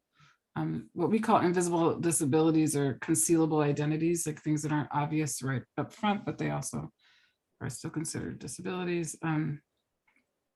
Youth, as you said, refugees, people that have been displaced, people with lack or underinsured or lack of access to healthcare, and then people that limited or no access to internet. And mind you, this was in the start of the pandemic, so I think some of these things were already very much on people's minds and experiences people were living as we were talking to them. So this is another piece. So Maya was talking about this more than I, and alongside some of the sustainable committee members, but thinking about climate change on the local, national, and international level. So the point that was made about internationally was that there are lots of developed countries that are negotiating climate change, but there's also a really a huge impact on smaller countries, smaller states, island states that are having a larger impact with pollution and other impacts of climate change. And then on the national level, access to clean water is just one example. This was a Flint, Michigan image, but on the bottom picture, but just on the national level, just access to the basic needs. And then on the local level, the thing that we just want to talk about is how poverty is a multiplier for people that are going to experience the negative impact of climate change. So it's in reference to that previous thought that everybody's going to experience climate change. It's going to be bad for all of us. And that's somewhat true, but underdeveloped countries, folks in areas like Flint, and then also even our local area, people that are subject to poverty will be impacted more greatly than others. So that was our initial conversation, our initial greeting with the community members, bridging between town representatives, town committee members, and the community. And then we asked some of these questions just to get the conversation going. How do people stay cool in the summer? How do they get around town? Where do they get their food? And what's required to build trust and safety in community? And here are the insights that we wanted to share with you all. So there's 10 insights. The first one is that people living with vulnerabilities are most vulnerable to climate change. So it's a myth that that people are equally impacted, right? And that youth, there was a lot of conversation among the youth participating of the level of anxiety that they experience because of what's happening right now. And so there was some really sad and rich conversations with young people talking about their anxiety around climate change. Centering underrepresented voices. So this was an important piece, and that this was what our main goal was to make sure that the town was hearing directly from people that are marginalized, right? So that was our whole purpose in the work that we did last year, was making sure folks that are marginalized and vulnerable had training and information from members of the Sustainability Committee on climate change, but that also the voice and experience of those folks were present for the town. So that's what we're presenting. So it's really important in all of our equity work, all of our inclusion work, to always center those that are being advocated for, center the underrepresented voices. Most often these folks know best what they need, they just don't have access to it, right? That this climate conversation isn't just about carbon emissions. Sometimes the climate conversation feels inaccessible to folks that are living in vulnerable scenarios, or that folks that there's a lot of myth that certain groups don't care about climate change, and that's not true. So we did a lot to debunk that myth, and had some really great examples shared from the Sustainability Committee on you know, youth voices, Indigenous voices, you know, different people that have been activated around climate change for some time. So that was a Yes, good. how you debunk that myth with Which certain one? groups of people? How do we? Climate, yes, climate change. Well, I was just saying, Natalie was really great in bringing, Natalie Narotsky from the Sustainability Committee brought examples and authors to the conversation that reflected the group we were working with. So that was really helpful. Maya, who was on our team as well, did lots of research about what different communities had done so that folks could see themselves in the conversation, because that's not normally what's seen. Does that make sense? So how we debunked it was bringing in models and stories from other areas, so people could see themselves as part of the conversation. Does that sound right? Well, I'm trying to behave because if you read between my lines when I'm saying certain groups of people without trying to be prejudiced or being a bad person, if you know what I mean. Yeah, so what I think to take away is still, you know, with the right effort, which is a concerted effort, we were able to bring people together to have this conversation. Folks have other priorities, right? Especially in the pandemic, especially when they're living lives where they have less resources. This conversation is not the one that they have the time to sit down and have. Not that they don't care about it, not that they're not even activating within their homes and families or communities around it, but to kind of be involved in the way that we, again, perceive as being involved is the challenge. And then there are many people, right? Just like when we're in the voting rights conversation, there are many people that need to be educated about how they can be engaged and how they can make a difference, right? So that's part of the work that can be done in a community, is continually welcoming people into a conversation, not just for a duration of a grant, but continually making the effort to keep people involved, to keep relationships up, right? So those are some of the things I have to say.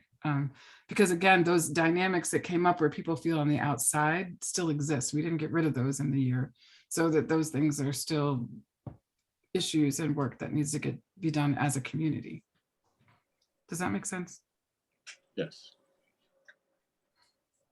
All right, so this one I kind of covered already.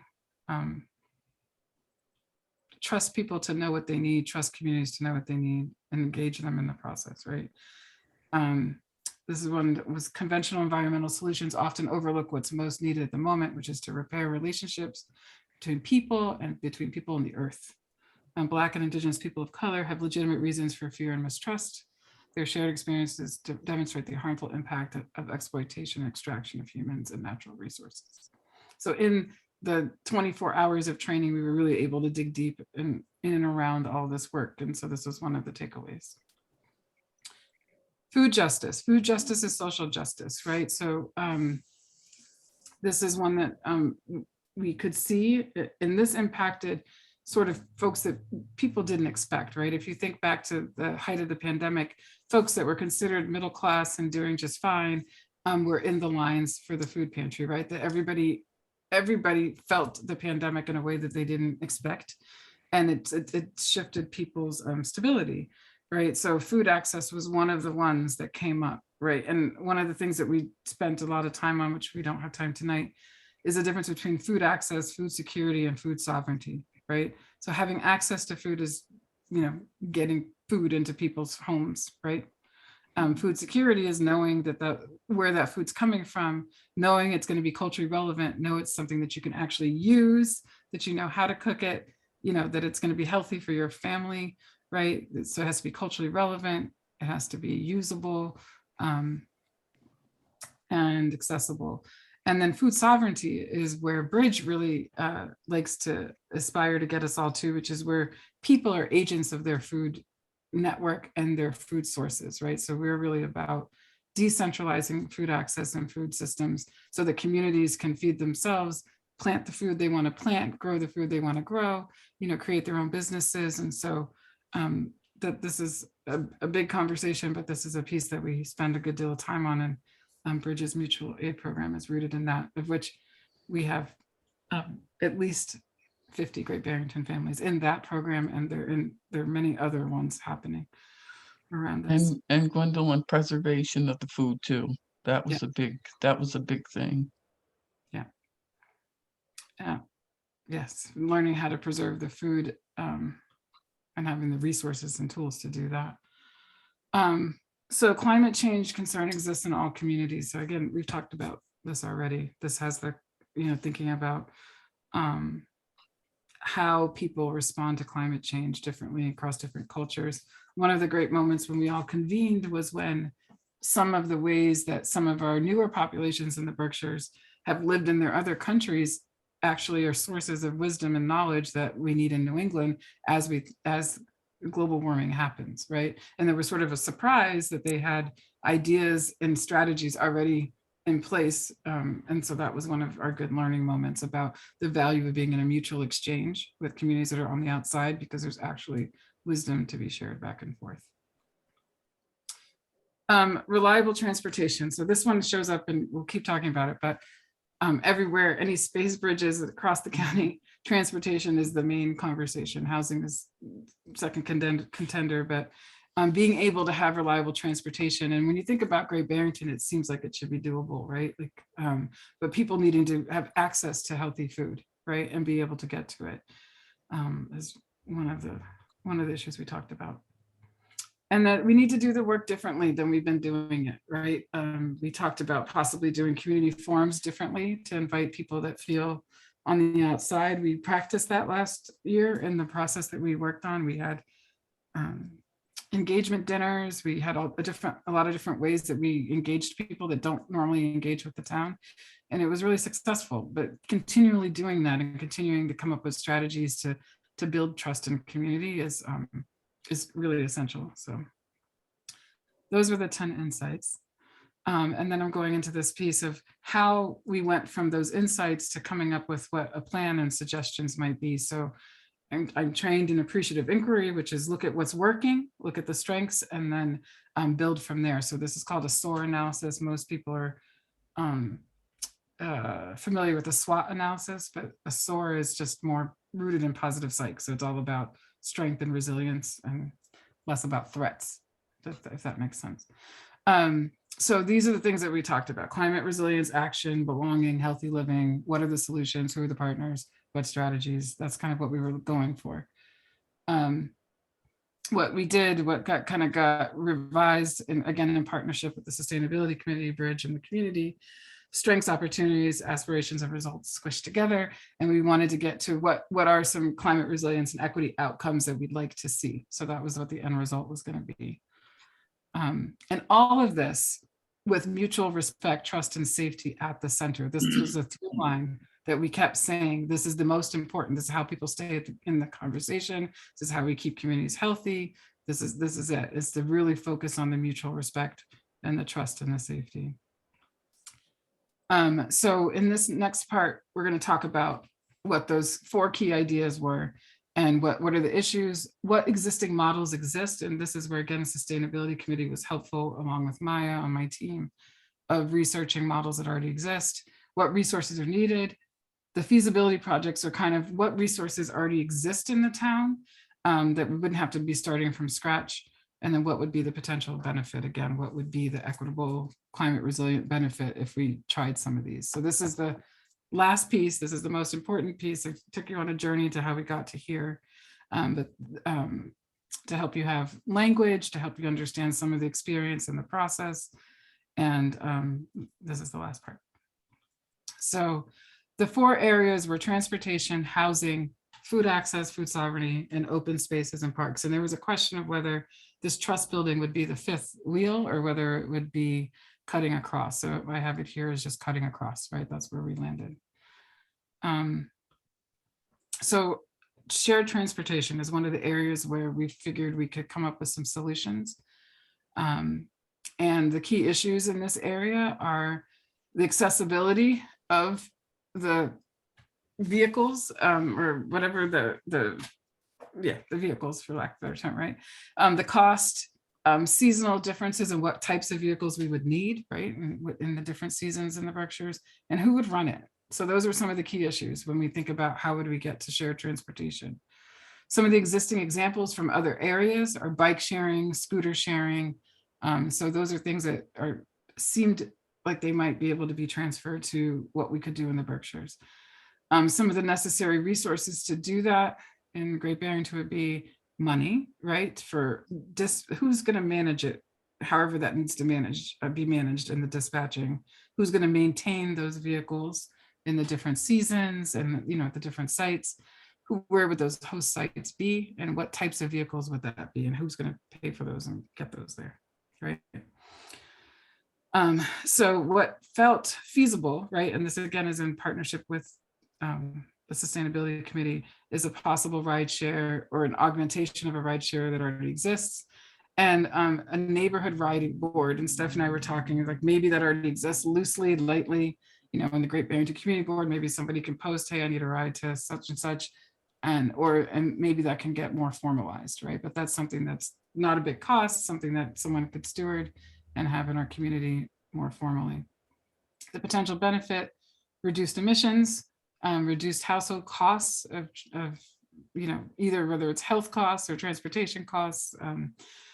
Community networks would be built, and there'd be more social awareness built of who's in need and who's around to be supportive. So that was the transportation area. And then in housing, this is a conversation which, again, remember we did this a year ago. So all the stuff that's been happening lately happened afterwards. I just want to say, as I was preparing these slides, I'm like, oh boy. So this was a year ago. But here, some of the key issues were use of and access to town-owned land and buildings, right? So do we have access to it? How can we get access to it? Who would be in charge of that? Who would maintain it? So that was a big question. And then increasing housing prices for long-term rentals due to short-term rentals. So right, the concern over a year ago was that prices would go up for long-term rentals if we continue to bring in short-term rentals, right? And that would further displace people in our community, right? I have to say, I'm going to pause here and just say, from our vantage point, again, working directly with vulnerable community members, people have been displaced, and they continue to be displaced right out of their homes due to the crisis migration that's happening. And so this was sort of in the concern phase when we did this research, and then now we know what's happening in our community. Existing examples to address housing: emergency rental assistance, new affordable rentals, tiny houses came up, and different pathways to wealth building, home ownership, like, you know, gaining access to land. Another thing, land trusts could also be up here. Necessary resources, existing CPA funds. And can one of you tell me what CPA funds is? I don't remember. It was in my notes, but what is a CPA fund? Do you know? Community Preservation Act. That makes very lot of sense. Okay, so existing CPA funds, Construct is a great partner. CDC would be a great partner. And again, centering the voices of non-homeowners, because again, lots of ideas, lots of vision, lots of dreams would be coming from that community of people that aren't homeowners or experiencing, you know, unstable housing, right? Some of the feasible projects there you could have, and again, this is feasible projects meant, this is doubled, I'm sorry, tax incentive for renting out long-term at affordable rates. So providing a tax incentive would be something that could happen. Potential benefit would be reduced emissions, household costs, better health access, community network, social awareness. Same. No, I messed up my slide here. Jump down here. Increase housing opportunities, safety, permanence, and belonging, reduce transportation costs, and reduce homelessness and displacement. And again, this displacement is what we've seen quite a bit due to the crisis migration to our area.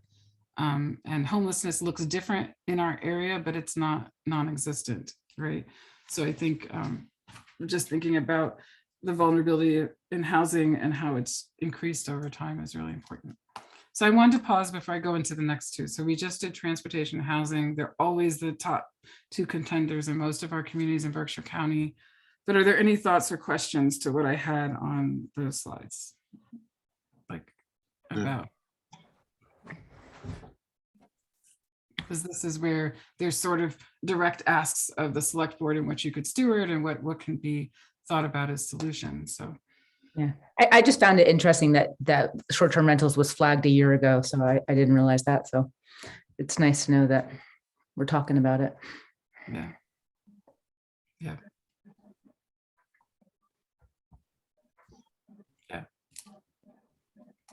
I guess I've had several conversations just about transportation, being on job sites and stuff, and a lot of different crews, they do have carpooling going on and stuff. And I mean, a lot of it would be impossible because we work on the outskirts, Mount Washington, Alford, so obviously the B bus wouldn't be going through there, but, just for example, painters and stuff along that crew, they have to, I was just having this conversation the other day, they just there's a lot of carpooling going on and company vehicles to help that situation. But even in, I have a person that runs for me, used to live in a place I had in Pittsfield, and he would always struggle with the B bus because a lot of the work was down here.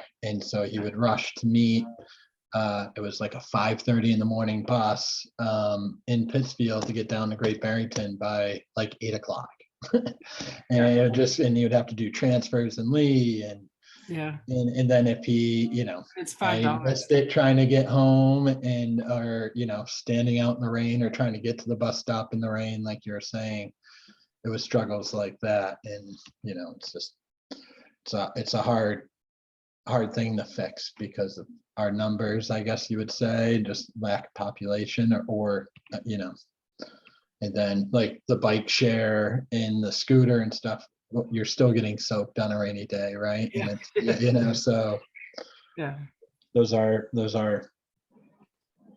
hard questions for an area where we're in, where population and everything affect that, right? Because you get on the B bus, which I've been on a handful of times recently, that there's not a lot of people on them, so it's hard to ask that to expand when ridership isn't always where it needs to be, I guess, to make it feasible. So Yeah.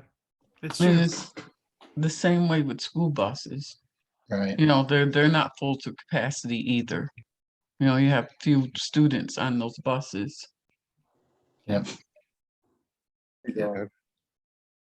I just had a question. I was curious because I had lived in rural Ireland, and they had a lot of issues with social isolation and people being way out and feeling very isolated. And there's a lot of issues with suicide and just people feel a lack of connection. So I'm just curious, do you see that here, or do we feel, even though it's such a rural environment, that we don't see that that's an issue here? We found the reason why we got so much into mutual aid is because we thought we had a pretty good pulse in between the great organizations that we have, like VIM and Construct, that we thought going into the pandemic, we knew what was needed in Great Barrington. And then kind of, I would say I'm talking Great Barrington, Sheffield now. And it wasn't true.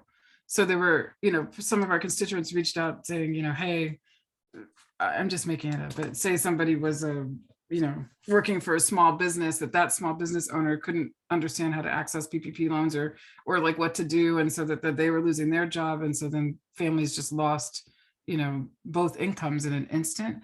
But then those families that knew us introduced 2 to 3 other families that we didn't know about, right? So that's what happened within a month. We had maybe 27 families reach out to us, and within a month we had 120 families that were like, severely impacted. And there are different reasons why some of them weren't affected, right? So some of them Black elders that don't usually use programming, that support themselves within their communities.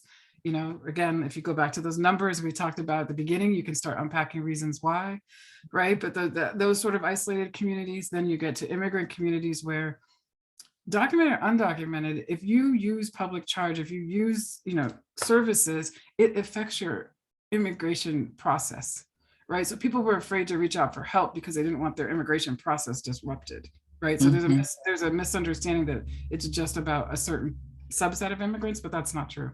Like I'm talking people of all different, just like I'm saying folks that were securely middle class and pantry lines, there were folks that were, you know, professional tracked folks of immigrant status that were just nervous to use the services because of what that impact would be, right? So there was sort of an illusion around who was getting isolated, who was getting displaced. And then in that, we found people we just didn't know that literally, you know, were watching on the news and were terrified and wouldn't leave the house with their children. So we developed some stronger partnerships with CHP and some other people to really reach out. But I would say still, there are probably families, isolated families that still don't trust systems for good reasons and for lack of understanding and lack of relationship. But I certainly believe in my time of running Bridge that there's more of what we don't think is here than was here, right? People, everything I studied, you know, in school turned out that those issues, like within my first 2 to 3 months of being a medical interpreter, I saw those issues in our community. And they continue to be here, like trafficking and different things like that. And so I believe that we have issues that, like under the radar that we have to deal with. Yeah, because I remember in Ireland, we used to adopt neighbors, and we would have a good neighbor, and you know, everyone was aware of the houses that you really didn't see them come out, or they didn't go to church or anything, and so we would go check on them. So I'm just wondering if there's a need for that. So thank you. So. I think that's good. Yeah. Yeah, and Gwendolyn, I think it was because of the trust in that initial, right when the pandemic hit, because there was so much trust built in Bridge through the different programmings, the women to women. They were able to reach out to Bridge at that time when it was so needful, and their friends and relatives, but because they weren't going to, if they didn't know you or they didn't have no relationship, no way. But because Bridge had built through the years, they were able to reach out and feel safe. Yeah. So this is interesting timing with doing this grant, because we had started working on it pre-pandemic, and then we did a lot of the work at the onset of the pandemic. So just the idea of talking about vulnerability was, like, you know, in 3D for us at the time. So that got a lot of quote unquote good information for this project. Just moving along. Food access and food sovereignty. I talked about this a little bit, the difference between access, security, and sovereignty. This has been a big area. The key issues Stephanie mentioned earlier: how to preserve food, but also storage space for that food, and then kitchen space for the prep. There was an idea that there was concern about staffing community garden spaces and who would maintain them, either volunteer capacity or municipal staff capacity. Some existing examples, again, not necessarily in our area, but that would work, are use of town-owned land or private land, personal gardens being installed, and garden shares happening. Some of the resources that would be needed would be that access to the land, the startup costs for seeds, training for people how to run their gardens or farms, staffing for those who have the need but not the time because they're working or doing other things that they need to do for themselves or their family. And then also the resources is the volunteers for the distribution. And again, these are things that we're seeing play out right now. Some of the feasible projects are having land donated, right? Or having the town offer land, having kitchen spaces donated or shared from some of the community centers, churches, and different spaces that exist.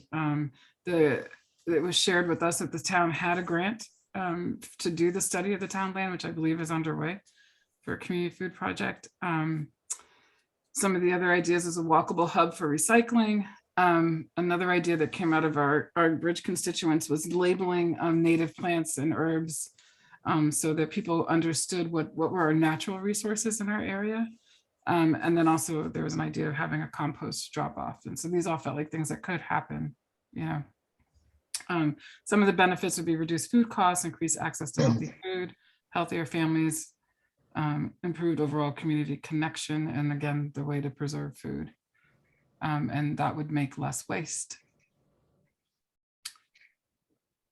So I'm going to skip this for a second. And then the last area was parks and open spaces. So some of the key issues here was there was a lack of knowledge of where these parks were. I remember Chris told us the number and we were all surprised at how many parks actually existed in Great Barrington, and how conveniently they're located. He said within 5 to 10 minutes of almost all Great Barrington residences. So one of the key issues are these spaces welcoming? There were stories shared amongst the constituents about folks telling individuals that they didn't belong in those spaces, that they, or they're not feeling welcome in other ways. Some of the existing examples of what's worked in other spaces is bilingual signage, welcoming people, multilingual signage, spaces that exist to serve communities and desires. So just having space that's designated as community space, right? Necessary resources, the town has funds right now, we were told, for some new parks and improvements. And again, that there are lots of parks already around. So that signage thing really took, grew legs because the parks are there. How do we put some signs, maybe make them a little safer, a little more inviting, so that people begin to utilize that space. Some of the feasible projects were, again, improve parks and playgrounds, make the spaces accessible, create learning environments in those spaces. Berkshire National Resources Council does a good job at this. And we just really were excited about, again, how we can teach people about place, and knowing it being connected to place creates a sense of belonging. So it would really serve the trust building and the relationship building too. We could purchase land for additional parks and spaces. And then the idea of creating a welcoming town green or gathering space for all those things felt like ideas that came up that were possible to do with the resources that the town already has access to. And some of the benefits would be being able to use those cooling spaces for in the global warming conversation, to be able to get in the water, to swim. That was a big one with the youth participating, is just, where are all the places that they could swim and stay cool that way, but also providing shade for folks that don't have shade where they live. The trees capture carbon. The open space can absorb some of the flood threats that we experience in our area and some of the heavy rain. And the space obviously, again, creates those healthy communities that we talked about earlier, and a sense of belonging, a place for recreation, community gathering, education, and festivals. So those are the 4 areas that came out as ways to address climate resilience in our community. I don't know if there are any questions or around those last 2, food security or parks and open spaces. Thoughts, reflections, or comments? Yeah, I had a question. I know, like in, I guess, maybe in more European cities, they have a lot of opportunities for particularly seniors or anyone to play, let's say, dominoes or shuffleboard or cards, or, in parks. I'm just wondering, have we ever thought about that? And I'm thinking of connection and a desire for connection and community. So just curious. I like that idea. I think that was kind of the idea. People were thinking of sort of a vibrant town where everybody belonged, and yeah, it's like fun. And actually, way back in the 80s, late 70s, 80s, they did play cards down there by where that new jewelry store is. Beatrice used to be in there, but that new jewelry store is in there. And they did play cards down there of community, of color, with play cards and and they built that community down there. Yeah, it'd be great to rejuvenate that. Yeah, I think the list of parks and where they are again would be nice, because I don't think people don't have any idea what the parks are. So maybe even a park day or something. But yeah, That'd be nice. That's one of the things we're working on in this CARE GB part 2, is bringing the training back with all the findings. And again, this is distilled down. There's tons of pages of more ideas and things, but we were thinking about doing an Earth Day celebration to kind of say, hey, here are the parks, to release the list of parks and maybe choose 1 or 2 to do some events at. One of the ones that we heard about that seemed appealing to the younger people was the Old Maids, which we'd like to change the name to be more culturally competent, but Old Maids over in Housatonic, you know, is a spot that's like a swimming hole and a nice green. There's many places like that apparently. Gwen, it might be good to go to the Parks Department, which I'm on, because Old Maid is closed. It's not a swimming Yeah. area anymore. So but it might be, because bilingual signs is a great idea. And instead of taking on the load yourself, share some of it with the Parks Department. Bring Yeah. some of the ideas and see what they'll do. I mean, bilingual signs that I would think could be done in weeks. Then a list could be done. I like that. There's a list, I believe, on the town website. Who goes All to- right. There's definitely a list in the master plan. Put one in the library, put one where people actually go. Maybe you can have. How do you, DeGarfield, until you know there isn't one there, let's not assume there isn't one there. There probably is, because the master plan's in the library. Yeah. You know, there, and parks would be great, because we're always trying to find way for people to use the parks and trying to help people. Yeah. Maybe, If okay, I go. may, What? may have it in the master plan, except I don't think, I'm not trying to say, I just think let's make it accessed easily. Everyone doesn't go to the library and looks at the master plan. I don't know 5 people looked at the master plan other than maybe the people here. So I'm just saying, just why not one day have it in the shopper's guide, for crying out loud, or something accessible to everyone that you know we're going to look at. Yeah, great idea. Yeah, this is great. That's what we were hoping, that some of this stuff wouldn't cost a ton of money. Like, obviously we would love people to donate land, or the town to help people have access to land and buildings, but some of this stuff felt like it could be done relatively easily. So the signage, even about the plants, and then also Yep. I like that idea of a nice inviting poster in the library, and then in this, you know, shopper's guide or whatever else. I think those things they feel like doable, right? Like, any other ideas?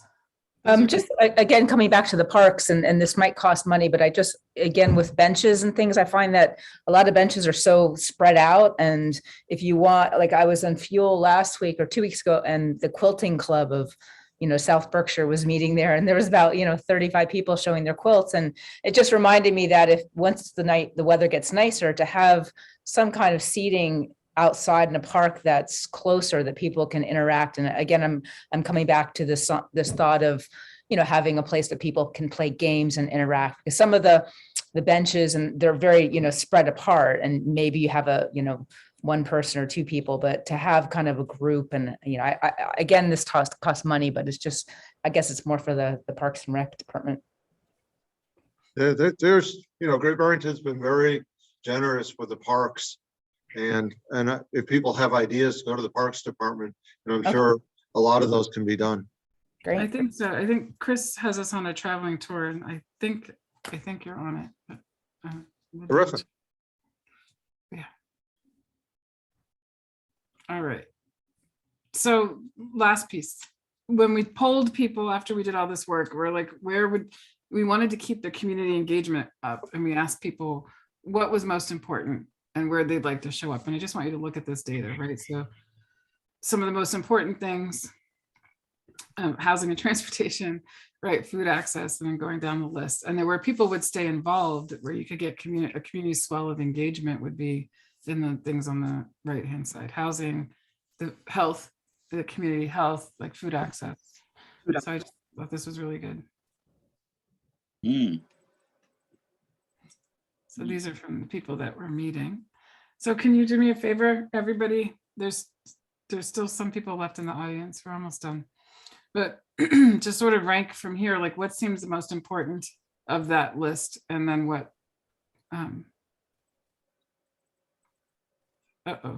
So this left side is not so urgent, and this is the most essential need. So it goes from not so urgent over to urgent, if that makes sense. Can you guys get in there? The Menti, I don't know if you remember the number.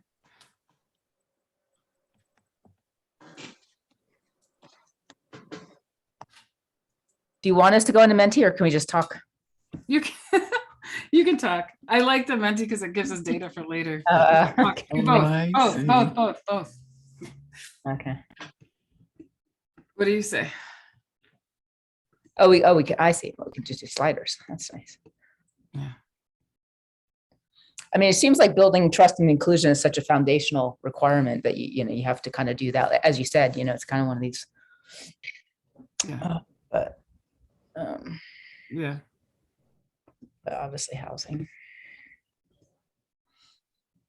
Yeah.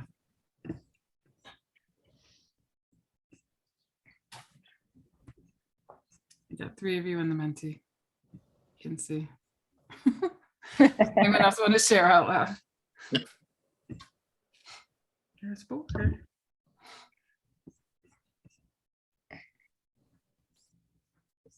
All right. I mean, we could make an argument for any one of these as being a 5. Yeah. Yeah. Same thing. Yeah. Yeah. What's really nice is that what I feel good about is this project was really community based, right? We weren't just consultants coming in and telling you what to do. This is a result of community people speaking, and talking and working alongside the town, your staff and committee representatives. So it's good information, right? It's good reflection of where people's thinking was and where people's energy is. But yeah. So I think the last piece, this is what we submitted for the report at the end, Bridges recommendations. So again, the signage at the parks translated, edible plants, native plants, climate information, local history of the parks, like how did they get their names, et cetera. So they were educating people and again, creating that sense of belonging. The park map, park tours, there's a lot of park stuff. Increased access at this place here, Satanic, ongoing training and conversation with town and community. The community forums to follow up on these recommendations. The raised beds conversation, I think some of this is being taken up with the other groups that are, I can't remember the names of the committees, but I think these conversations are happening through the town. Increased fresh vegetable access through CSAs and just supporting the farms and the farmers markets and helping them be inclusive and welcoming.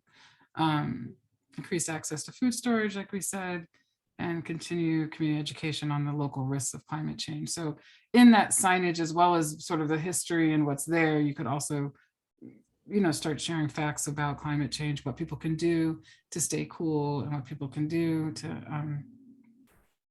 stay warm when they need to stay warm, sort of kind of, making those open spaces that we're talking about also spaces where people learn.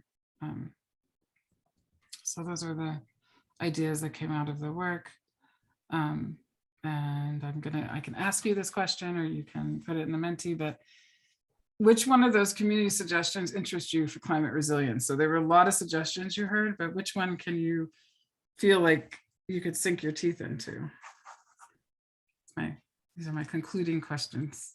I love the educational part, because just from what you've presented today or tonight, any kind of education that ties into, whether you're in an open space and you're reading about climate change or resilience, it's just, to tie the place to something that's educational at the same time is interesting. I think community engagement, somebody said it earlier, that sort of is a precursor to almost everything else. Yeah. Knowing who is here and just by engaging, more people will feel, I assume, more comfortable being involved and talking. Yeah.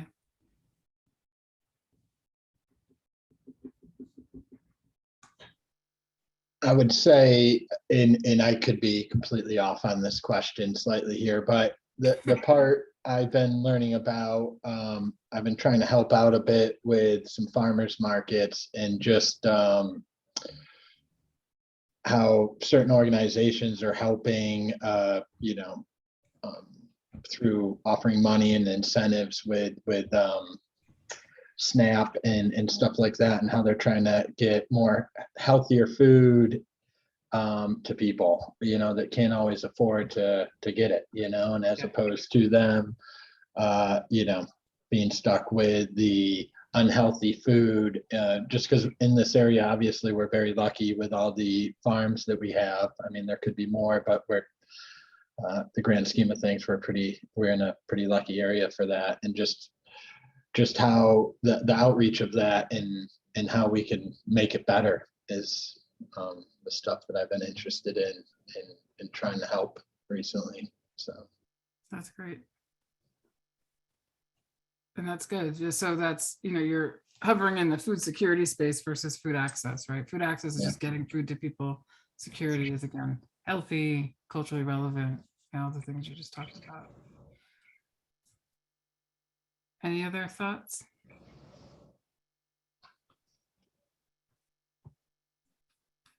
Any commitments?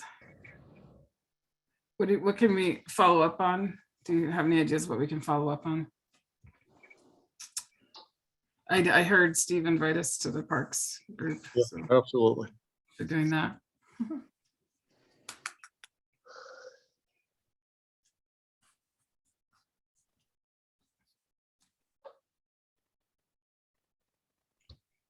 Eric's working with the food. I think just outreach to people, letting them know what's available and how they can obtain whatever they need. And there's a lot of folks who don't know what's out there and what they have access to. I think community reach out is good. Getting the word out would be very good. Yeah. I think that just letting people know. And the 14 mandates of cultural competence for public health, the 14th one is let people know what you're doing, right? So like just almost not even changing anything, but just messaging and teaching about what already exists is a big leap, right? And then you can come up with, access to land and buildings and things like that. But just that first step of just letting people know you care, letting people know that they belong, right? Teaching people where things are, teaching people how to live more, in harmony with the land and the earth in our area, what that looks like, what that means, how that's been done historically and culturally. Those pieces are doable, right? With organization and not necessarily with like huge bunches of money and policy changes. But so there's ways in which you can work towards the bigger things. Yeah, and like Ed was saying, if we can build trust and get those connections, because right now, in that first part of this whole training, there's a whole group of people that aren't even on that, the thing for Great Barrington. The number is 0 there, and yet we know the people do exist here. So building that trust and getting those connections to that community, Yeah. will make it a lot easier. Thank you. Here's our footnote. Our bridge staff and youth leaders and board that were watching this talked about a recycling program. There was a lot of Amazon ordering during the pandemic, and there was a concern about how we can maybe go porch to porch and pick up recycled Amazon boxes, because there was so much of that happening for people. And how do we get people to refocus on shopping locally, educating about land trusts, and then the bike, moped, scooter share was exciting to some of the young people. So those are that was our footnote. So this is the last slide. One word experience for your training this evening. How was it? Beneficial. Thank you. Inspirational and gratitude. Thank you. Do you mind if it's more than one word? No, it's good. It's really impressive how well you did this, given that it's Zoom, and this would be so much better in a room, I assume. Yeah. So thank you for that. This isn't my favorite way to do a seminar either. Yeah. So, but it's remarkable how much you got across given that handicap. So thank you. Thank you. yeah, I found it educational and got me got mind thinking on a lot of issues there. So say educational. Thank you. Garfield. Thinking still. Thinking. That's not my one word. Oh, you're Thinking's good though. I'll stick with thinking. No. All right. Thank you. And Mark, do you have any comments? I don't know. I'm glad over there. No. Gwen, thank you very much. All right. Thank Always- you. Thank you. Always terrific. Thank you. Thank you so much. Thank you. Thank you. Thank you, Stephanie. Thank you, All Steph. right. Take care. Thanks, everyone. Thanks. Thank you. Good night. Night. Okay, citizen speak time.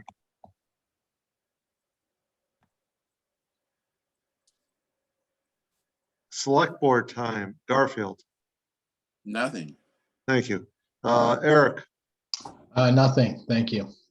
Ed, Nothing. Lee, Nothing. and I have nothing. Media time.